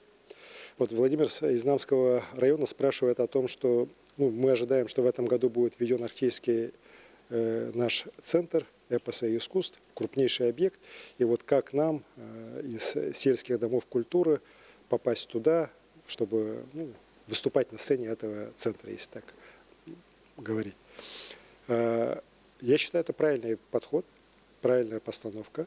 Я с самого начала говорил, что такой крупный объект, крупнейший объект, как Арктический центр эпоса и искусств, он предназначен не только для того, чтобы здесь выступали театр Олонхо, наша государственная филармония или уже приезжие какие-то крупные коллективы, театральные и музыкальные, но и для того, чтобы это было, знаете, верхушка пирамиды для всей нашей культуры, начиная с наших наследов.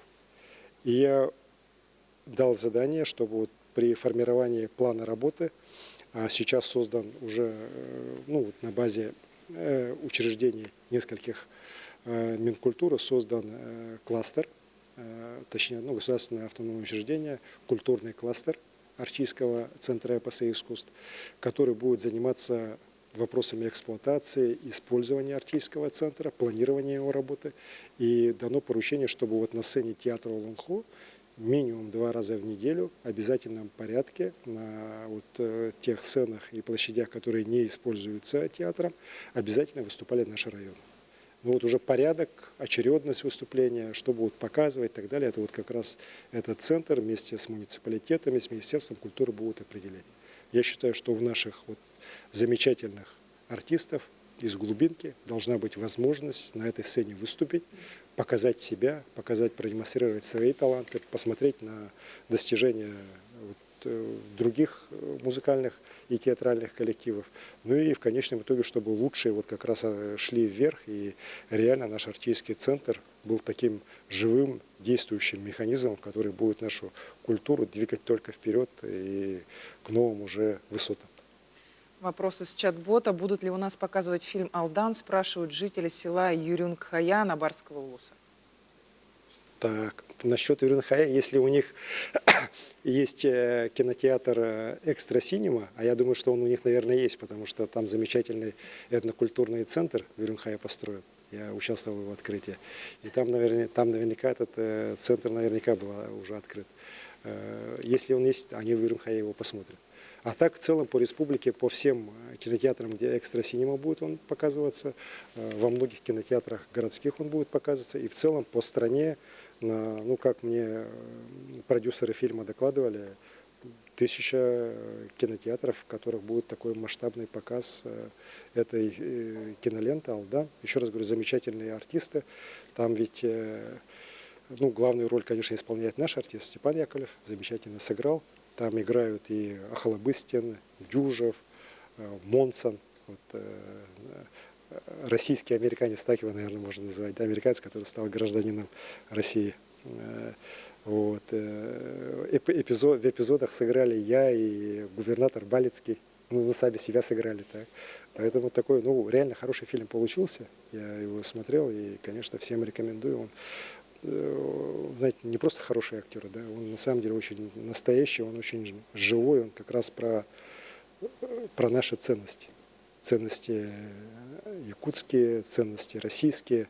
И как раз когда смотришь этот фильм, понимаешь, почему мы обязательно должны в этой войне победить и почему мы обязательно победим. Айсен Сергеевич, сейчас наша съемочная группа находится в центре нашей столицы, на площади Республики. Передаем слово Даяне Федоровой. Даяна, вам слово. Добрый вечер, Айсен Сергеевич, жители Якутии. Мы находимся на площади Республики. В этот праздничный день во всех городах и районах состоялись множество мероприятий. В Якутске прошел парад общественных организаций. Здесь же на площади Республики состоялся праздничный концерт, а также осохой. И действительно, сегодня на улицах особенно многолюдно. Ну а площадь Республики после реконструкции стала неким центром притяжения для горожан и гостей столицы. Даже сейчас, в этот поздний час, здесь достаточно много людей. Также, конечно же, наша молодая пара.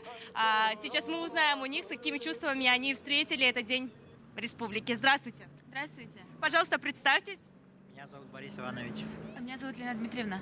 Скажите, с какими чувствами вы встретили День Республики? С чувством гордости за нашу республику, за ее достижения. Также гордость берет за нас, народ Якутии. Мы сейчас работаем в прямом эфире. У вас есть уникальная возможность обратиться к якутянам. Мы бы хотели пожелать вам крепкого здоровья, счастья, благополучия, чтобы больше благоустраивалось парков, скверов и площадей. Можно обратиться к Илдархану? Да, конечно. Мы с моей невестой решили заключить брак прямо здесь, на площади Республики, и хотели бы пригласить Айсена Сергеевича на нашу свадьбу. Спасибо за замечательное событие, за то, что создается новая семья. Ну, правда, дату не назвали. Я думаю, что мы уточнимся. Вот. Но на самом деле, вот то, что ребята сказали, это правда. У нас сейчас решение принято о том, что кроме ЗАГСа у нас будут определяться места, где бракосочетание можно будет официально делать. Это вот как раз про площадь Республики, это в парке культуры и отдыха, и это Ленские столбы. И вот ребята площадь Республики выбрали, я рад за них. И на самом деле, вот когда мы площадь Республики строили, на самом деле мы ее не реконструируем, мы ее полностью по новой построили, вот как раз мы задумывали ее то место, которое будет притяжением, центром притяжения и для молодежи, и для старшего поколения, для наших детей. И сегодняшний праздник, празднование Дня Республики, как раз на площади Республики в первый раз, оно показало, что жителям Якутска и гостям столицы это понравилось. Видно очень хороший праздничный настрой. Погода нас не подкачала, да, тоже хороший знак. И, конечно же, я вот молодой создающейся семье желаю всего самого хорошего. Берегите любовь свою. Всегда вот смотрите друг на друга влюбленными глазами. Мы все это вот сейчас видим на экране. Чтобы было у вас много детей и чтобы вы дальше жили в нашей замечательной, любимой вами и нами Республике Саха-Якутия. Спасибо, Айсен Сергеевич. Спасибо большое. Да, свадьба состоится 7 июня на площади Республики. Ну а на связи с вами были мы, коллеги. Я передаю вам слово. Спасибо, Даяна. Айсен Сергеевич, мы больше 3 часов работаем в прямом эфире. Пришло время подвести итоги. Передаем слово колл-центру Марфелина. К этой минуте на прямую линию поступило уже 1437 вопросов. География участников вся республика. Особенно активные сегодня были жители города Якутска, Мирнинского, Усялданского, Нюрбинского и Хангаласского районов. Также я хотела бы отметить, что на некоторые вопросы уже получили ответы. Также сегодня на связи с колл-центром работали все члены правительства Республики Саха-Якутия. И я хочу заверить всех наших телезрителей и слушателей, что все обращения будут обязательно отработаны. Спасибо, Марфелина. Айсен Сергеевич, ну и в конце нашего эфира традиционные блиц-вопросы. Можно я все-таки пару слов скажу? Да? Вот я очень внимательно сегодня смотрел на вопросы, которые здесь люди отправляли. Очень много жизненных важных вопросов. Я вот прошу и членов правительства, и глав муниципальных районов на них реагировать. Есть вопросы, конечно, которые вот и сегодня мы осветили, и на которые достаточно понятные и четкие ответы есть, такого глобального республиканского масштаба. Но многие вопросы, это вот я просто понимаю, что это от того, что на местах до людей четкие цифры или не доводят, или не хотят доводить, не только цифры, какие-то вопросы. Поэтому просьба, коллеги, чтобы все-таки к людям отнестись по-человечески, и вот те жизненные вопросы быстрее решались. Потому что за этим, на самом деле, жизнь, здоровье наших с вами граждан, которые, ну, порой я вот смотрю, они находятся в прямой опасности, так и надо принимать быстрые меры. Поэтому просьба здесь всем подключиться и в кратчайшие сроки, чтобы люди ответы честные, прямые и исполнимые получили. Спасибо. Блиц-вопросы? Давайте. Айсен Сергеевич, что вы чувствуете, когда слышите слова «Якутия – надежный тыл России»? Знаете, я уже об этом вначале сказал. Я чувствую гордость и ответственность. Потому что это сделали мы с вами, это сделали вот сотни тысяч якутян, которые день и ночь трудятся ради того, чтобы быстрее пришла к нам наша победа. Якутия сейчас регион, который больше опережает или догоняет? То есть, знаете, где-то мы опережаем, где-то мы догоняем, да, но самое здесь главное, чтобы мы вот темп, который мы набрали, мы темп не потеряли. Если темп хороший, то где не догнали, догоним, перегоним, а где обгоняем, уйдем еще дальше вперед. Айсен Сергеевич, что вы чувствуете, когда видите, как дети поют гимн Якутии, России? Я вот уже сказал про это, сейчас повторюсь, я понимаю, что это поколение будет лучше, чем наше. И я понимаю, что Якутия, дай бог, вот, будет в надежных руках. Как вы принимаете тяжелые решения? Вы знаете, вопрос же не в том, тяжелое это решение, легкое это решение. Надо просто ответственно к нему относиться. Надо понимать, что за любым решением всегда судьба людей, судьба республики, порой на многие десятилетия вперед. Надо оценивать все плюсы и минусы. Порой кажется, что вот сегодня это очень дорого, тяжело и так далее. Но ты понимаешь, что через 10-20 лет это все сторится и окупится. Это принесет пользу будущим поколениям. И все решения надо принимать, исходя именно из такого видения. Если оно есть, если ты понимаешь, ради чего ты это делаешь, в чем это поможет развитию своей республики, то ничего не страшно, и любые решения уже можно принять и потом их исполнять. Айсен Сергеевич, боитесь ли вы ошибиться? Вы знаете, я вот всем своим коллегам всегда говорю, вообще не бойтесь ошибаться. Самое страшное – ничего не делать. Вот я вообще категорически не люблю людей, которые, знаете, вот пытаются спрятаться за всякими инструкциями, там, бумагами и так далее, да, лишь бы чего-нибудь не делать. Это очень легко сказать, что вот там прокурор запретил, или там что-то не получается, денег нет, да, поэтому не могу сделать. Но надо делать. Надо решать те задачи, которые поставлены перед тобой. В интересах людей, в интересах республики, России. Когда ты это делаешь, вот, все получится. Вот, а когда ты сидишь там, вот, еще раз говорю, вот, лучше ничего не делать, зато меня никто не тронет. Да, это не тот подход, который я приветствую. Вот, можно ошибиться, ошибку можно исправить, а вот результат бездействия порой невозможен. Что вы чувствуете, когда входите в родительский дом? Я себя чувствую ребенком. Да, я до сих пор вот вхожу в дом, и мне радостно там, тепло и радостно, как ребенку. Какие времена для вас были самыми хорошими? Знаете, я все-таки уверен, что самые хорошие времена у меня еще впереди, как и у всей нашей республики, как и у всех нас. Если так подумать, то в прошлом, даже в самых тяжелых ситуациях, всегда есть что-то хорошее. И вот никогда не надо в тяжелые моменты сдаваться, опускать руки. Надо верить и надо делать, чтобы вот эти хорошие времена пришли. Вот я до сих пор помню одно из таких моих тяжелых воспоминаний жизни, вот когда в Бескюле у нас часть деревни сгорела, мы когда туда же сразу прилетели, когда еще пожар был, когда мы там боролись еще с огнем целый день, потом вечером с людьми встречался, у людей, у которых все вообще сгорело, да? Как людям было тяжело. А они были очень, некоторые, ну я не скажу, что позитивно, они сами меня успокаивали. Алексей Сергеевич, не бойся, мы все сделаем, там, ты главное нам вот там помоги, а остальное получится. И вот как-то так там не было времени унынию, мы тогда решение приняли, и вот сейчас же как Бескюль уже гораздо лучше, чем он был раньше. Вот, поэтому надо всегда верить в лучшее и создавать это лучше. Спасибо, Арсений Сергеевич. Мы благодарим вас и жителей республики за участие в программе, за открытый и интересный разговор. Спасибо.